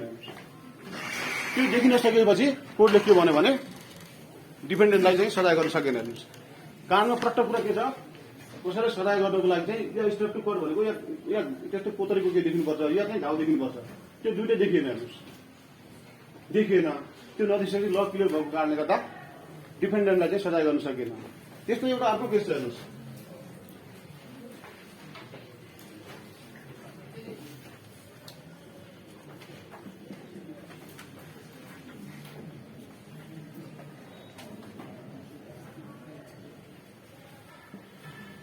यो वाइफली भर्सेस च्यापली केस छ। यसमा चाहिँ कानमा के लेखेको थियो भन्नुहुन्छ भने यदि एकजना मान्छेले अर्को मान्छेको नामबाट भोट हालेमा चाहिँ अपराध हुन्छ भन्ने लेखेको थियो। तर डिफेन्डेन्टले के गर्यो भने डेड पर्सनको नामबाट चाहिँ भोट हाल्यो। जस्तो मानुस हामी जस्तो उहाँको नामबाट उहाँले भोटिङ गरेमा चाहिँ कारवाही हुन्छ भन्ने लेखेको छ। यदि डेड पर्सनको नामबाट भोटिङ गरेमा के हुन्छ भन्ने विधायकमा लेखेको थिएन, कानमा लेखेको थिएन। त्यसले गर्दा चाहिँ के गर्यो, डिफेन्डेन्टलाई चाहिँ उन्मुक्ति दियो। हामी प्रिन्सिपल मात्रै पढिरहेको छु। तपाईँहरू लयर हुनुहुन्छ, भोलि तपाईँले आफ्नो पक्षलाई जे जसरी जोगाउन सकिन्छ सबै प्रिन्सिपल अपनाउनु पर्छ। तपाईँहरू डक्टर हो, यो भनेको मेडिसिन हो, यो प्रिन्सिपल भनेको मेडिसिन हो। तपाईँले कुन मेडिसिन प्रयोग गरेर तपाईँको आफ्नो पक्षलाई जोगाउन सक्छ त्यो तपाईँको राइट हो। हामी त अहिले प्रिन्सिपल पढिरहेको छौँ। त्यसैले लिटर रूलले के भन्छ भने letter of Lama टेक्नुपर्छ। Letter of ल क्लियर छ भने कोर्टलाई चाहिँ त्यो लेटर अफ ल भन्दा डाइभर्ट हुने अथवा त्यसलाई त्यसबाट कोही विमुक्त हुने अधिकार हुँदैन। कन्सिक्वेन्सी जस्तो सुकै आओस् भन्ने चाहिँ प्रिन्सिपल हो। अनि एउटा अर्को पनि केस छ। हेर्नुहोस्,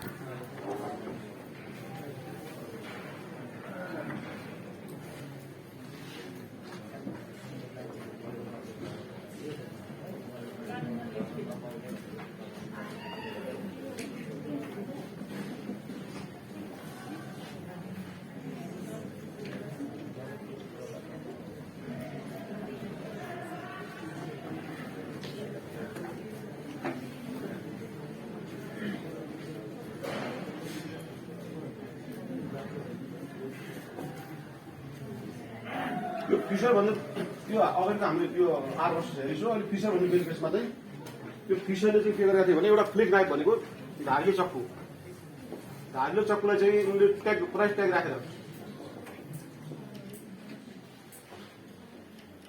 डिस्प्ले गरेका थिए। डिस्प्ले भनेको आफ्नो पसलमा देखाएका थिए। अब यो डिस्प्ले गर्नु भनेको बेच्नु लागि हो कि होइन भन्नुको लागि चाहिँ अब व्याख्या गर्नुपर्ने थियो। एनमा के लेखेको थियो भने कसैले कसैलाई अफर गरेमा चाहिँ त्यो बिक्री गर्न लागि हुन्छ भन्ने उल्लेख गरेको थियो। उनले डिस्प्ले मात्रै गरेका थियो। त्यसैले डिस्प्ले गर्न आफैमा बेच्नको लागि राखेको हो भन्ने अनुमान लगाउन सकिँदैन भनेर यिनलाई चाहिँ उन्मुक्ति दिएको थियो। हेर्नुहोस्, अब लिटरको बेनिफिट के हुनसक्छ? लिटर भनेको लेटर अफ ल भन्दा बाहिर जान पाउँदैन। यदि लेटर अफ ल क्लियर हुनुपर्छ, कन्सिक्वेन्स जस्तो सुकै होस् भन्ने हामीले प्रिन्सिपल पढ्यौँ। यसको लिटर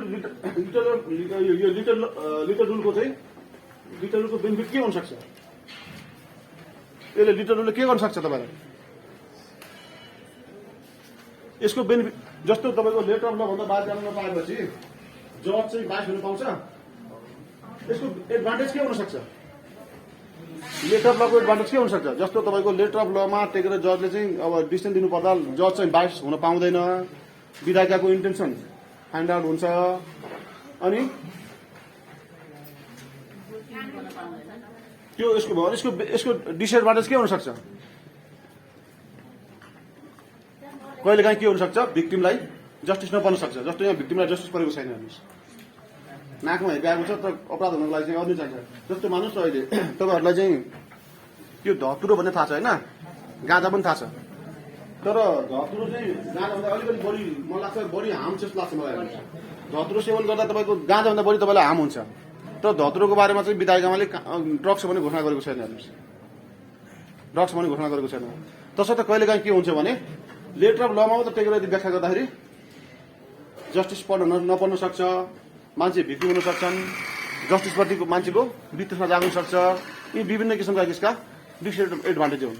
एडभान्टेज भनेको जजलाई चाहिँ लेटर अफ लमा टेक्न सहयोग गरिन्छ, पार्लियामेन्टको सोभरेनिटी जोगाउन सकिन्छ, सेपरेसन अफ पावर जोगाउन सकिन्छ, जजलाई चाहिँ बाइसनेस हुन दिइँदैन, जजले चाहिँ आफ्नो विवेक डिस्टिंक्सन पावर प्रयोग गर्न पाउँदैन, जुडिसियल एक्टिभिजम प्रयोग हुँदैन भन्ने विभिन्न किसिमका यसका एडभान्टेज भए। डिसएडभान्टेजमा चाहिँ कहिलेकाहीँ रियल जस्टिस पर्न सक्दैन, जस्तो यी सबै केसमा रियल जस्टिस परेको छैन। त्यसले चाहिँ के हुन्छ, जस्तो अहिले हाम्रो समाजमा चाहिँ न्यायप्रति वितृष्णा छ, कहिले वितृष्णा ल्याउन सक्छ लेटर अफ लले। यसका ऊ भयो। अब यसपछि हामी केमा जाउँ, मिस्त्री रुलमा।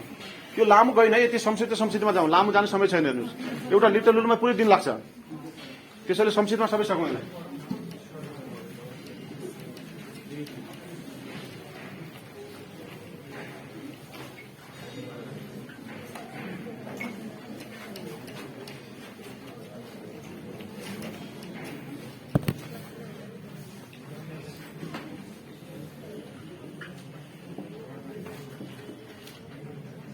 मिस्चिफ भनेको दुष्कृति नियम भनिन्छ यसलाई, होइन?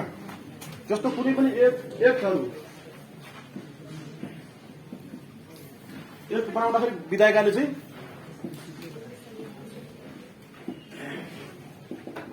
गुड फेथ भनेको राम्रो मनसायले बनाएको हुन्छ। कुनै पनि ऐनहरू विधायिकाले बनाउँदाखेरि राम्रो मनसायले बनाएको हुन्छ। हेर्नुहोस्, राम्रो मनसायले बनाएको हुन्छ र कहिलेकाहीँ त्यो ऐनमा चाहिँ सबै कुरो समेट्न नसकिन सक्छ।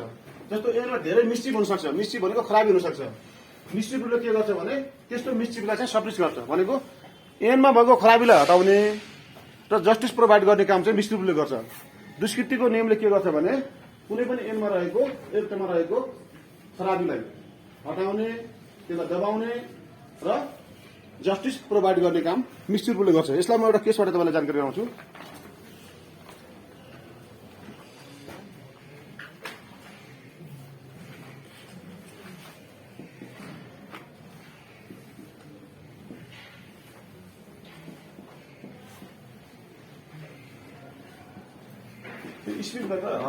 हक केस छ, यो चाहिँ तपाईँको बेलायतको केस हो।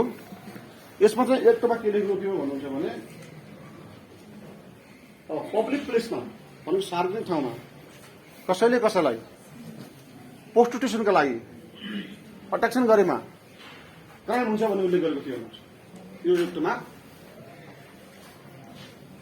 पब्लिक प्लेसमा कसैले कसैलाई वेश्यावृत्तिका लागि आकर्षण गरेमा चाहिँ अपराध हुन्छ भनिएको थियो ऐनमा। तर ती महिलाले के गरिनु भने आफ्नो घरको प्राइभेट प्रिमाइस भनेको आफ्नो घरको बारदलीबाट बाटोमा हिँड्ने मान्छेलाई चाहिँ अट्र्याक्सन गर्ने। अब त्यो क्राइम हुने कि नहुने,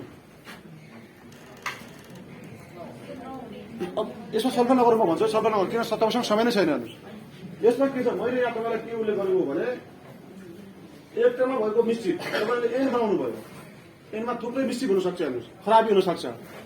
त्यो खराबीलाई हटाएर जस्टिस दिने काम चाहिँ के हो, मिस्चिफ रुलको एम हो। मिस्चिफ रुलले चाहिँ ऐनमा भएको मिस्चिफ भनेको खराब दुष्कृति, त्यो मिस्चिफलाई चाहिँ हटाउने, सप्रेस गर्ने, दबाउने, त्यसलाई अभोइड गर्ने, होइन, रेमेडी प्रोभाइड गर्ने काम चाहिँ मिस्चिफ रुलले गर्छ। यो चाहिँ स्पेशल केस भनेको निकै चलेको केस हो। यसमा चाहिँ पब्लिक प्लेसमा कसैले कसैलाई प्रोस्टिट्युसनका लागि अट्र्याक्सन गरेमा क्राइम हुन्छ भन्ने उल्लेख गरेको थियो। तर डिफेन्डेन्टले चाहिँ के गरिन् भने आफ्नो घरको प्राइभेट प्रिमाइस बर्दलीबाट चाहिँ बाटोमा हिँड्ने मान्छेलाई अट्र्याक्सन गरे। अब चाहिँ के उल्लेख भयो त्यहाँ भन्नुहुन्छ भने अब यसरी गर्दा ऐनले चाहिँ पब्लिक प्लेसमा भनेको छ के गर्ने भन्दाखेरि कोर्टले के भन्यो भने ऐनको हामीले मकसद हेर्ने हो, अब्जेक्ट हेर्ने हो। के हो अब्जेक्ट? यसको अब्जेक्ट भनेको प्रोस्टिट्युसन कन्ट्रोल गर्ने, त्यसैले प्राइभेट होस् वा पब्लिक होस् त्यो प्राइभेट। त्यसैले ऐनमा के हुन्छ भने तपाईँले ऐन विधायिका पनि हामी जस्तै मान्छे हुन्छ, उनले सबै कुरा मैले तपाईँलाई सुरुमै भनिसकेँ। डक्टरहरूले धेरै अब वैज्ञानिक धेरै औषधि पत्ता लगाए, जस्तो कोभिडको बारेमा त कल्पनै गरेको छैन। अहिले समाजमा नयाँ नयाँ कति किसिमको अपराध आएको छ। तपाईँले प्र्याक्टिसमा जानुहोस्, यस्तो अपराध आएको छ कि जो हाम्रो विधायकले कल्पनै गर्न सकेको छैन। अब त्यसलाई कन्ट्रोल गर्नको लागि चाहिँ त्यो कानुनै आएको छैन। जस्तो बिचमा हाम्रो फुटबल खेलाडीहरू हुन्छ, सबैले पछि सफाइ पाए, फुटबल खेलाडीहरूले विदेशमा गएर प्लेयर फिक्सिङ गर्यो भन्ने हल्ला थियो। त्यस्तो पनि मान्छेले अहिले त कानुनै आइसकेको होइन, पहिला थिएन। हेर्नुहोस्, जस्तो अहिले हनी ट्र्यापमा कति मान्छे बर्बाद भइरहेका छन्, साइबर क्राइममा कति मान्छे बर्बाद भइरहेका छन्, तपाईँको अहिले बिटकोइनमा कति मान्छे बर्बाद भइरहेको, धेरै अब यो नयाँ नयाँ किसिमको अपराध आइरहेका छन् हामी कहाँ। त्यसैले यस्तो अवस्थामा चाहिँ कोर्टले चाहिँ एक्टको त्यो एक भनेको कानुनको चाहिँ अब्जेक्टिभ हेर्छ। त्यो अब्जेक्टिभ हेरेर त्यसको मिस्चिफलाई सप्रेस गर्छ र जस्टिस प्रोभाइड गर्ने काम चाहिँ मिस्चिफ रुलमा गर्छ। मिस्चिफ रुललाई चाहिँ हेडन केस पनि भनिन्छ है। हेडन केस तपाईँले नाम सुन्नुभयो होला। यो हेडन केसबाट यसको प्रादुर्भाव भएको हो। यी सबै बेलायती केसहरू हुन्, बेलायतीबाट नै प्रादुर्भाव भएका छन् यिनीहरू। यसलाई मिस्चिफ रुललाई कहिलेकाहीँ हेडन केस भनेर आएछ भने पनि तपाईँ कन्फ्युजन आउनु होला। अब मिस्चिफ रुलको तपाईँको एडभान्टेज के हुनसक्छ, डिसएडभान्टेज के हुनसक्छ, म संक्षिप्तमा जाँदैछु, समय सकिसकेको छ है। यसको एडभान्टेज के भयो भने यसले चाहिँ क्लोज द लुप होल भनेको यदि कानमा लुप होल छ भने त्यसलाई के गर्यो, क्लोज गरेन, क्लोज भयो नि त। जस्तो मान्नु न यदि मिस्चिफ रुल प्रयोग हुन्थेन भने, जस्तो मान्नु तपाईँको यहाँ लिटल प्रयोग गर्नुहोस्, लिटल प्रयोग गर्दा यहाँ जस्टिस आउन सक्छ। प्राइभेट प्रिभेन्सबाट बोलाए पनि आफ्नो कन्स्टिट्युसन त भयो त। यदि लिटल रुल मान्यो भने त यसलाई सजाय गर्न मिल्दैन। हेर्नुहोस् मिस्चिफले के गर्यो, लमा भएको लुप होललाई चाहिँ क्लोज गरेर त्यो लुप होललाई बन्द गर्यो, अर्को जस्टिस प्रोभाइड गर्यो। यसको डिसएडभान्टेज के हुनसक्छ भने कहिलेकाहीँ जजलाई चाहिँ डिस्क्रेसनरी, जजले चाहिँ आफ्नो सुविधा प्रयोग गरेर नि त जान्छ। डिस्क्रेसनरी पावर भयो, जुडिसियल एक्टिभिजम भयो, यसका डिसएडभान्टेज हुनसक्छ। र अर्को चाहिँ तपाईँको गोल्डन रुलमा जाउँ। अब यो भन्दा लामो नजाउँ है, गोल्डनमा जाउँ। गोल्डन रुललाई चाहिँ के भन्छ भने extension form of the literal rule भनेको लिटरल रुलको विस्तार रूप मात्रै हो, केही होइन। गोल्डन रुल भनेको लिटरल रुलको विस्तारित फर्म हो। यसमा चाहिँ जजलाई आउट अफ द भन्दा तपाईँको बियोन्ड द लेटर अफ ल, लेटर अफ ल भन्दा बाहिर जाने अधिकार छ। लिटरल रुलमा चाहिँ बियोन्ड द लेटर अफ ल भन्दा बाहिर जान पाउँदैन। हेर्नुहोस् लेटर अफ लमै टेक्नुपर्छ, जस्तो सुकै कन्सिक्वेन्स हो। गोल्डन रुलमा चाहिँ जजलाई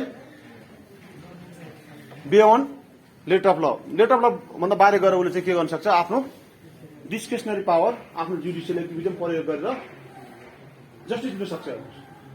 जस्तो यसमा म एउटा अर्को केस भन्नु तपाईँहरूलाई।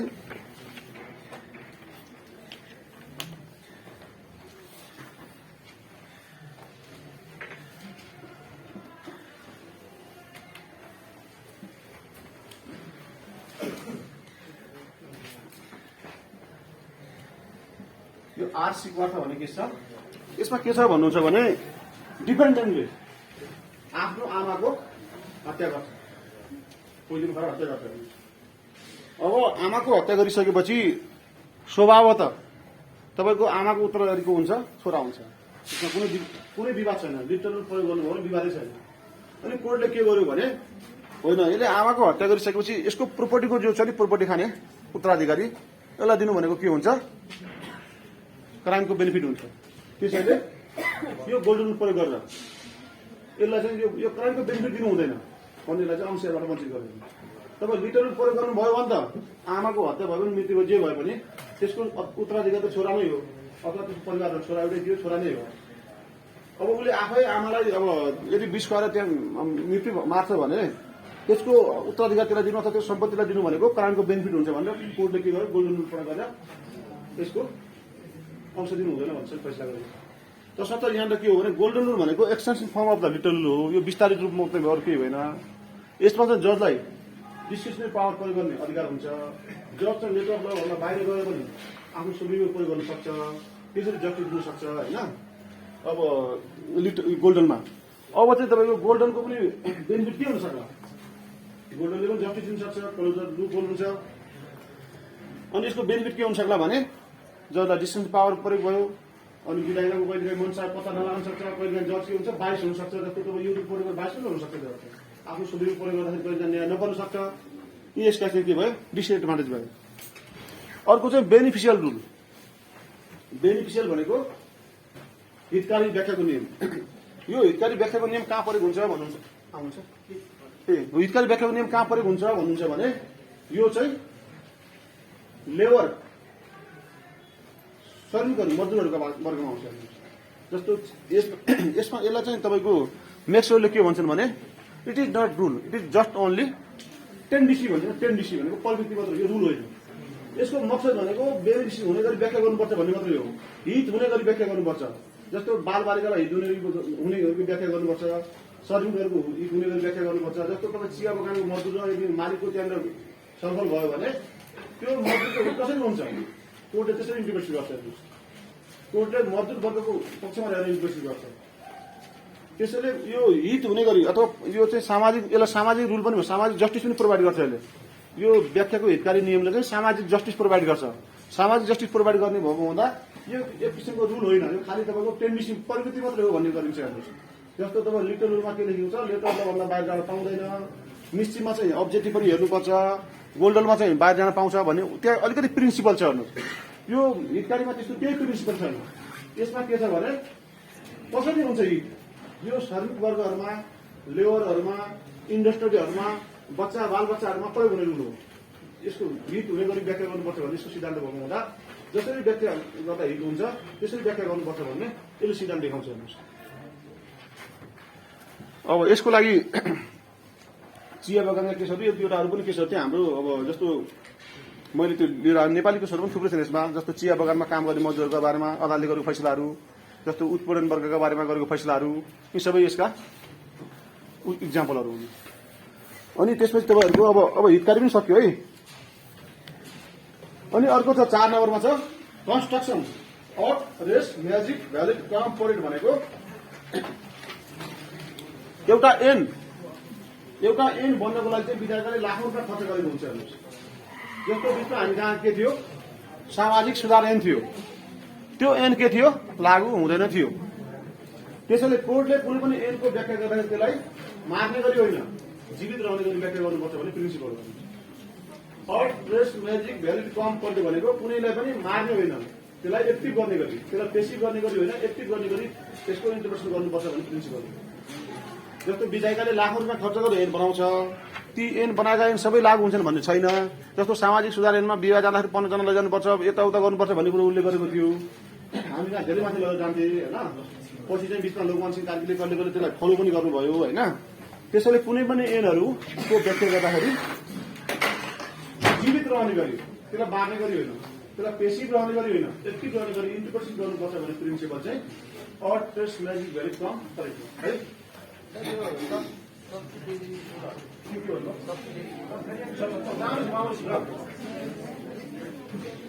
अर्को 5 मा के भयो टाइम भयो के छ तपाईहरु कन्फ्युजन ठिकै छ? अर्को हेर्नुहोस् है, अर्को रिडिङ। अब यो सब्सिट्युटमा जाउँ। मैले तपाईँलाई सुरुमा रिक्वेस्ट गरेको छु, तपाईँले कुनै पनि रुलको बारेमा लेख्दा लिटर रुलले बाहिर जानु, जस्तो तपाईँले मिस्ट्री गोल्डनको बारेमा लेख्नुभयो भने लिटरलाई जोडेर लेख्नु होला। लिटरले समस्या समाधान दिन नसकेपछि मात्रै आउँछ भनेर लेख्नु होला होइन। अब हामी सब्सिडियरी जान्छौँ। सब्सिडियरी भनेको यदि लिटरल मिस्ट्री गोल्डन रुलबाट यदि तपाईँको विधायकको मनसा पत्ता लागेन भने त्यसपछि हामी सब्सिडियरीमा जान्छौँ। लिटरबाट विधायकको मनसा पत्ता लाग्यो भने हामी सब्सिडियरी प्रयोग गर्दैनौँ। हेर्नुहोस्, यदि जस्तो हामीले लिटरल मिस्ट्री गोल्डन रुल प्रयोग गऱ्यौँ त्यसबाट पनि विधायकको मनसा कहिले पत्ता नलाग्न सक्छ। हेर्नुहोस्,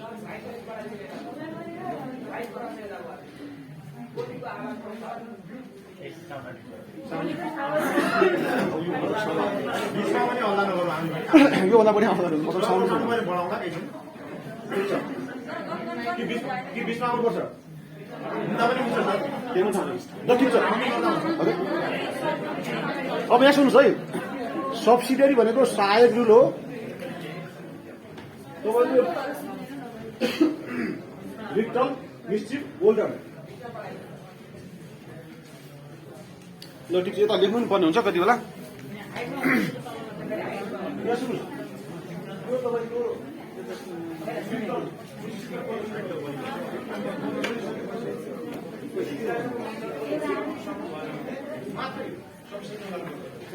प्राइमेरी रूपमा जोड्ने पनि लिटरल प्रयोग गर्नुपर्छ।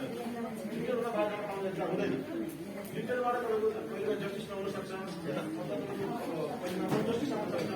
त्यसपछि तपाईँले गोल्डनमा आउनुपर्छ, मिस्ट्रीमा आउनुपर्छ। यदि त्यसबाट तपाईँको समस्याको समाधान भएन त्यसपछि हामी केमा जान्छौँ, सब्स्टिट्युटमा चाहिँ हाम्रो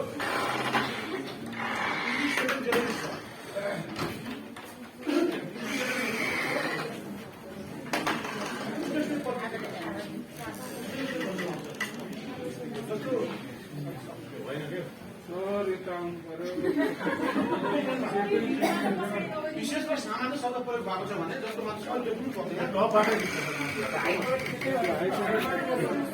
जस्तो विशेष र सामान्य जस्तो मान्छ है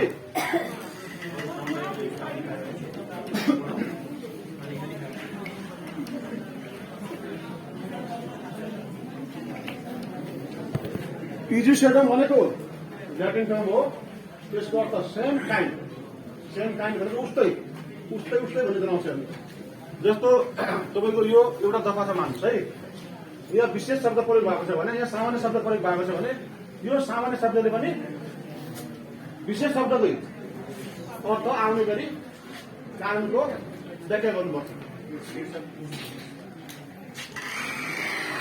यो सामान्य शब्दले पनि विशेष शब्दलाई समेट्ने गरी कारणको व्याख्या गर्नुपर्छ भन्ने इजिसेडन जेनेरिस रुलको मान्यता हो यो ल्याटिन टर्म हो त्यसले चाहिँ उस्तै किसिमका शब्दहरूले चाहिँ उस्तै किसिमको अर्थ दिनुपर्छ भन्ने मान्यता राखिन्छ इजिसेडम भनेको यदि अगाडि विशेष शब्द प्रयोग भएको छ विशेष शब्द प्रयोग भएको छ भने पछाडि सामान्य शब्द प्रयोग छ भने सामान्य शब्दले पनि विशेष शब्दलाई चाहिँ समेट्ने गरी कारणको व्याख्या गर्नुपर्छ भन्ने मान्यता राख्दछ अर्को चाहिँ नसिटर र ससियो भनेको नसिटर भनेको साथी हो ससियो भनेको संगठन हो जस्तो तपाईँको म तपाईँलाई एउटा इक्जाम्पल दिउँ है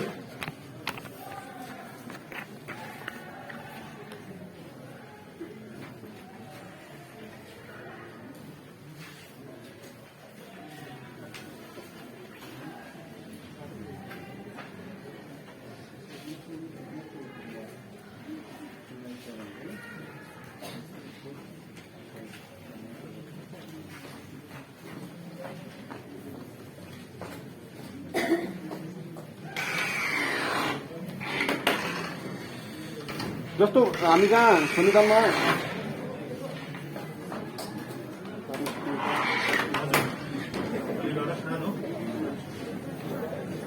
यो धारा 39मा चाहिँ बाल बालिका सम्बन्धी अधिकार छ है यसमा यसो हेर्नुहोस् है पटक यसमा धारा 39को 4 मा यसमा के लेखेको छ भन्नुहुन्छ भने जस्तो प्रत्येक बाल बालिका कुनै पनि बाल बालिकालाई कल कारखाना खानी वा यस्तै अन्य जोखिमपूर्ण काममा लगाउन पाएको छैन भन्ने लेखेको छ हेर्नुहोस् यो एजुकेटम जेनेरिस कहाँ लागू हुन्छ भन्ने कुरो म तपाईँलाई जानकारी गराएँ जस्तो संविधानको धारा 39को 4 मा हेर्नुहोस् त त्यहाँ के लेखेको छ भन्नुहुन्छ भने बाल बालिकालाई कल कारखाना खानी या यस्तै अन्य जोखिमपूर्ण काममा लगाउन पाइने छैन भन्ने लेखेको छ जस्तो त्यो बाल बालिकालाई इटा भट्टामा लगाए यस्तो समस्या पनि समेट्दैन यस्तै अन्य भन्ने शब्द छ नि यो यस्तै अन्य भन्ने शब्द जस्तो मैले तपाईँलाई सुरुमै उल्लेख गरेँ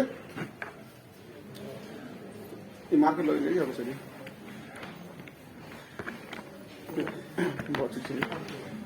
यहाँ सुन्नुहोस् यसले चाहिँ अदर भन्ने लगाउँछ होइन यो इजिसिडम जेनेरिसको कहाँ प्रयोग हुन्छ भन्नुहुन्छ भने जस्तो संविधानको धारा 39(4) हेर्नु होला यसमा प्रश्न के लेखेको छ भने बाल बालिकालाई खानी अथवा कल कारखाना या यस्तै अन्य भन्ने लेखेको छ यस्तै अन्य भन्ने शब्दले चाहिँ यदि तपाईँले त्यो बाल बालिकालाई इटा भट्टामा लगाउनु भयो भने त्यो जनाउँछ कि जनाउँदैन भन्ने अर्थ लगाउनु पर्यो त्यहाँ हो यस्तो शब्द आउँछन् यस्तो शब्द प्रयोग हुँदाखेरि चाहिँ तपाईँले यो शब्दको प्रयोग गर्दाखेरि चाहिँ पछाडिको शब्दलाई पनि हेरेर व्याख्या गर्नुपर्छ अथवा यस्तो शब्दलाई हेरेर व्याख्या गर्नुपर्छ भन्ने अर्थ लाग्दछ हेर्नुहोस् अर्को नसिटा र ससी भनेको त्यो साथी शब्दहरूको जस्तो तपाईँ यो शब्दको व्याख्या गर्दै हुन्छ अघिल्लो शब्दको व्याख्या गर्दै हुन्छ भने पछाडिको साथी शब्द पनि हेर्नुपर्छ संगठन शब्द पनि हेर्नुपर्छ त्यो शब्द हेरेर चाहिँ व्याख्या गर्नुपर्छ भन्ने अर्थ राख्दछ अब यो तपाईँहरूलाई इक्जाम्पल नदिकन नहोला होइन इक्जाम्पल दिने समय पनि सकियो जस्तो देखिन्छ अर्को चाहिँ अब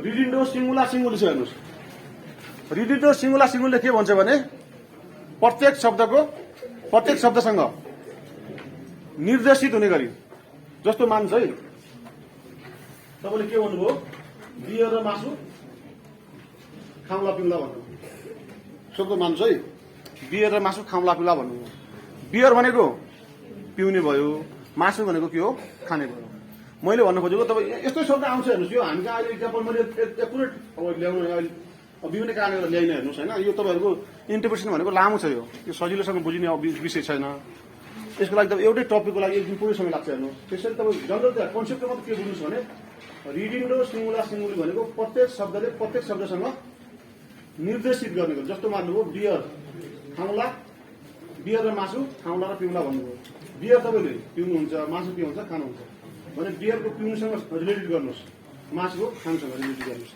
यसरी चाहिँ तपाईँको व्याख्या गर्नुहोस् भन्न खोजेको यसरी तपाईँको रिडिङ र सिङ्गुले चाहिँ प्रत्येकले प्रत्येकसँग निर्देशित गरी व्याख्या गर्नुपर्छ अर्को चाहिँ के छ भने एक्सप्रेस युनिट रुल भनेको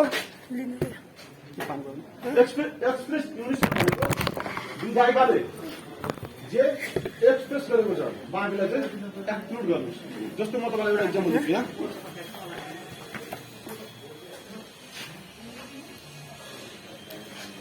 एक्सप्रेस युनिट भनेको यो आफैबाट बुझिन्छ एक्सप्रेस भनेको एक्सप्रेस गरेको चाहिँ आफ्नो बाँकी एक्सक्लुड गर्नुहोस् हटाइदिनुहोस् जस्तो म यहाँ इक्जाम्पल दिएँ है यो तपाईँको हाम्रो संविधानको धारा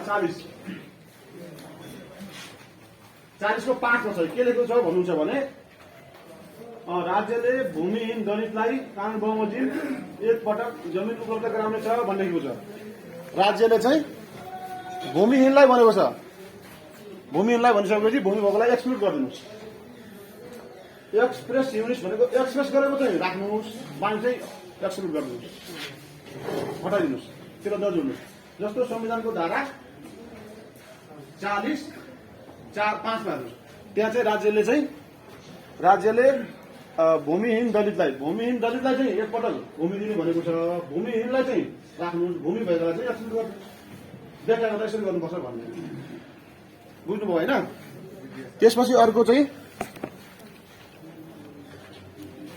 कन्टेम्पोरेरी एक्सपोजिसियो भनेको कुनै पनि कामको व्याख्या गर्दाखेरि कन्टेम्पोरेनियस सिचुएसन कन्टेम्पोरेरी भनेको जस्तो यो संविधान तपाईँले बनाउँदाखेरि कस्तो सिचुएसन त्यो कन्टेम्पोरेरी त्यति बेला कन्टेम्पोरेरी हेर्नुपर्छ जस्तो अस्ति 76(5) को जो व्याख्या भयो हाम्रो अहिले अदालत व्याख्या गर्दाखेरि चाहिँ अहिले चाहिँ अब के भन्न थाल्यो भने हुइप लगाउन पाइन्छ पाइँदैन विभिन्न किसिमको व्याख्या भयो त्यति बेला प्रश्न के लेखाएको छ जोसुकै मान्छे पनि यदि जुनसुकै मान्छेले पनि बहुमत ल्याउन सक्यो भने पार्टी लाग्दैन जुनसुकै मान्छेले बहुमत ल्याउँछ त्यही प्रधानमन्त्री हुन्छ भने त्यसलाई बोलेको थियो त्यो कन्टेम्पोरेरी सिचुएसन कुनै लको व्याख्या गर्दाखेरि चाहिँ कन्टेम्पोरेरी सिचुएसन हेरेर चाहिँ व्याख्या गर्नुपर्छ भन्ने कन्टेम्पोरेरी एक्सपोजिसियो कन्टेम्पोरेरी एक्सपोजिसियोले कन्टेम्पोरेरी सिचुएसन त्यति बेला कन्टेम्पोरेरी के थियो त्यसलाई हेर्नुपर्छ भन्ने अनि अर्को चाहिँ कन्स्ट्रक्सन अफ अर्डर बनाउने प्याटर्न भनेको कुनै पनि कुराको तपाईँको व्याख्या गर्दाखेरि राइटफुल र लफुल त्यो चाहिँ राइट पनि हुनु पर्यो लफुल पनि हुनु पर्यो त्यसरी चाहिँ कुनै पनि शब्दको व्याख्या गर्नुहोस् भनेर यसले अफर दिन्छ हो योभन्दा बढी यसमा अहिले तपाईँसँग समय छैन हेर्नुहोस् है ल बाँकी तल जाउँ होइन अझै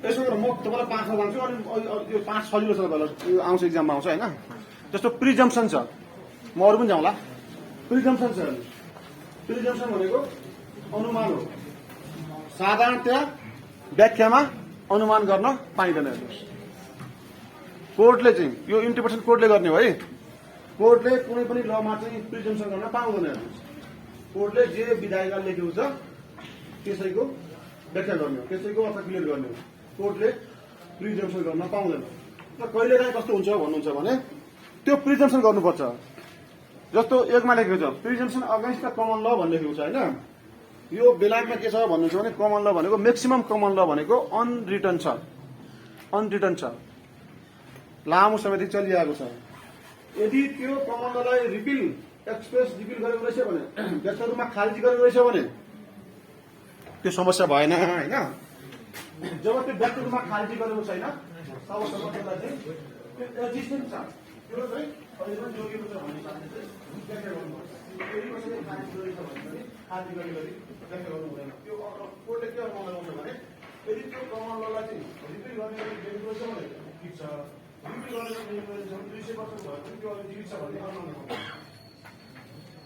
अनि अर्को प्रिजम्पसन अफ कन्स्टिट्युसनलिटी अफ इक्वालिटी भन्छ। संविधानसम्म कुनै पनि कानुन छ भने मान्यता राखिन्छ। जस्तो मान्नुहोस् है, यो एक छ विधायकले बनाएको, हाम्रो संविधानमा के लेखेको छ, संविधानसँग अगेन्स्ट हुने कुनै पनि कानुन भय हुनेछ भनिरहेको छ। मानिस यो कानुन संविधानको अगेन्स्टमा बनेको रहेछ। जबसम्म तपाईँ कोर्टमा आउनुहुन्छ भएको हुँदैन, जबसम्म विधायकले तपाईँले भएको हुन्छ। त्यसैले कोर्टले कुनै पनि कामको यदि इन्ट्रोड्युसन गर्नु पर्यो भने के अनुमान गर्छ भने यो चाहिँ विधायकले कन्स्टिट्युसनको अगेन्स्टमा गरी बनाएको होइन होला। पाउँदैन कुनै काम कन्स्टिट्युसनको अगेन्स्टमा हुँदैन हेर्नुहोस् होइन, कन्स्टिट्युसनले गरेको हुन्छ। कहिलेकाहीँ विधायक पनि हामी जस्तै त हो, अब शब्द त्यस्तो छुटपुट हुन्छ, कहिलेकाहीँ अब थाहा हुँदैन, कोही त्यस्तो शब्द प्रयोग हुनसक्छ। यदि त्यस्तो रहेछ भने कोर्टले के प्रिजम्पसन गर्न अनुमान गर्छ भने यो कानुन चाहिँ कन्स्टिट्युसनको अगेन्स्टमा गरी हुने गरी बनेको होइन होला। त्यसपछि अर्को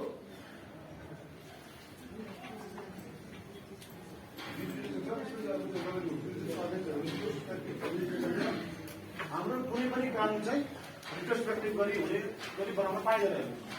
कहिलेकाहीँ बन्न सक्छ। रिट्रोस्पेक्टिभ गरी जुन 5 वटा कानुन आउनु आउँछ, के चाहिँ वाचमा कोही काम गर्नु पाउनुहुन्छ, तपाईँ स्टेटमेन्ट पनि बनाउनु पाउनुहुन्छ, अर्को एग्रिमेन्ट बनाउनु पाउँछ। त्यसपछि जेनोसाइड, यदि जेनोसाइड छ भने रिट्रोस्पेक्टिभ बनाउन पाइन्छ। त्योभन्दा बाहेक कुनै पनि ल के हुन्छ, प्रोस्पेक्टिभ हुन्छ। फ्युचर ल जेनोसाइड, वार क्राइम, क्राइम अगेन्स्ट ह्युम्यानिटी र एग्रिसन, यो अनलाइटेड क्राइम हो, युनिभर्सल क्राइम हो, युनिभर्सल क्राइम चाहिँ बनाउँछ होइन। योभन्दा बाहेक कुनै ल चाहिँ के हुन्छ, प्रोस्पेक्टिभ हुन्छ। यदि कहिलेकाहीँ विधायकले रिट्रोस्पेक्टिभ ल बनाएको रहेछ भने पनि कोर्टले के प्रिजम्पसन गर्छ भने के अनुमान गर्छ भने यो चाहिँ अगेन्स्टमा हुने गरी बनाएको होइन होला भनेर है।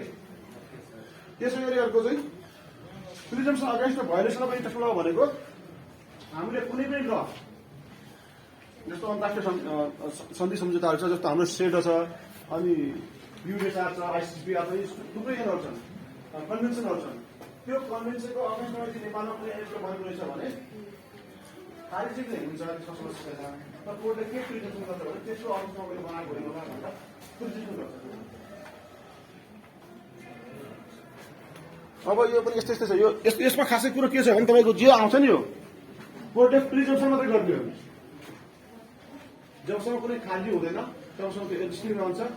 एक्जिस्टिङ ललाई चाहिँ प्रिजम्पसन गरेर इन्ट्रोड्युस गर्छ। अनि अर्को चाहिँ तपाईँको यो तपाईँलाई विशेष त यो रेस्ट्रिक्टिभ कन्स्ट्रक्सन, त्यसपछि आएर construction to avoid collision with other collision, यो एक्सेप्सन कन्स्ट्रक्सन चाहिँ यिनीहरू पनि छन्। हेर्नुहोस् कति छ हामीसँग समय? अब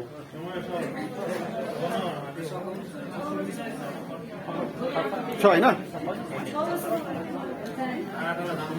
त्यो पनि हेरौँला। अनि कानुनी व्याख्या सम्बन्धी 2010 को बारेमा अलिकति संक्षिप्त छलफल गरौँ है, अनि त्यसपछि यो लास्ट हेरौँ यसलाई।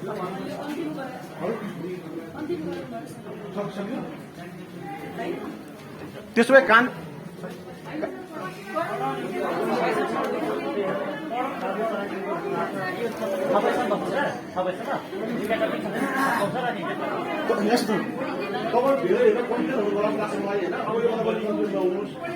तपाईँहरूलाई म्याक्सिमम आउने भनेको लिटल बिस्टिक र गोल्डन हेर्नुहोस्, 3टा अनिवार्य आउँछ, 3टा मध्ये एउटा तपाईँ लङ क्वेसन आउँछ, बाँकी चाहिँ यो ससीबाट एउटा सर्ट आउँछ, त्यसपछि टाइटल प्रिमलबाट एउटा सर्ट आउँछ, अनि युनिट 1बाट एउटा सर्ट आउँछ। यति पढ्दा तपाईँलाई पुग्छ। हेर्नुहोस् यो बाँकी भनेको यो जस्तो यो रेस्ट्रिक्टिभ कन्स्ट्रक्सन, यो कन्स्ट्रक्सन अवैध, यो चाहिँ पढ्नुपर्ने चाहिँ हो, तपाईँको मेन छ।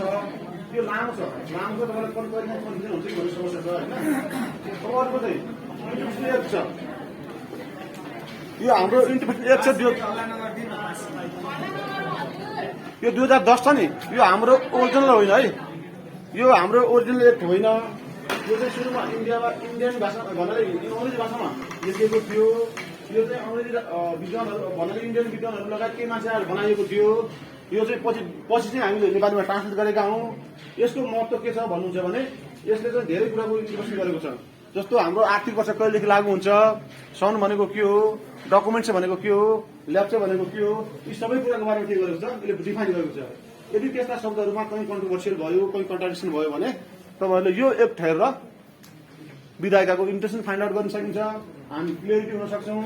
त्यसले गर्दा यो इन्टरप्रिटेसन एक्ट 2010 किन महत्त्वपूर्ण छ भन्नुहुन्छ भने कानुनी व्याख्याको सन्दर्भमा अदालतले जहिले पनि यो कानुनी व्याख्या सम्बन्धी ऐन 2010 मा धेरै कुराहरू जस्तो हाम्रो नयाँ वर्ष वैशाखदेखि भयो भने आर्थिक वर्ष कहिलेदेखि हुन्छ, साउनदेखि हुन्छ।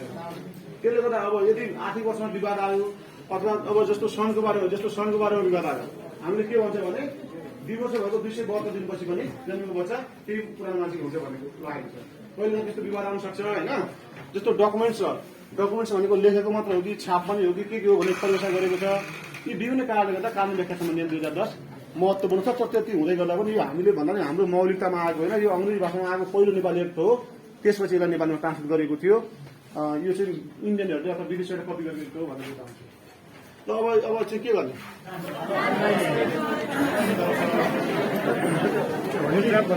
नेपाली अर्थ के हो? त्यो महिला गोरु महिलाहरू चाहिँ अब यो सुन्नु त होली कम्पनी एन्ड कर्पोरेसन ल भन्छ है।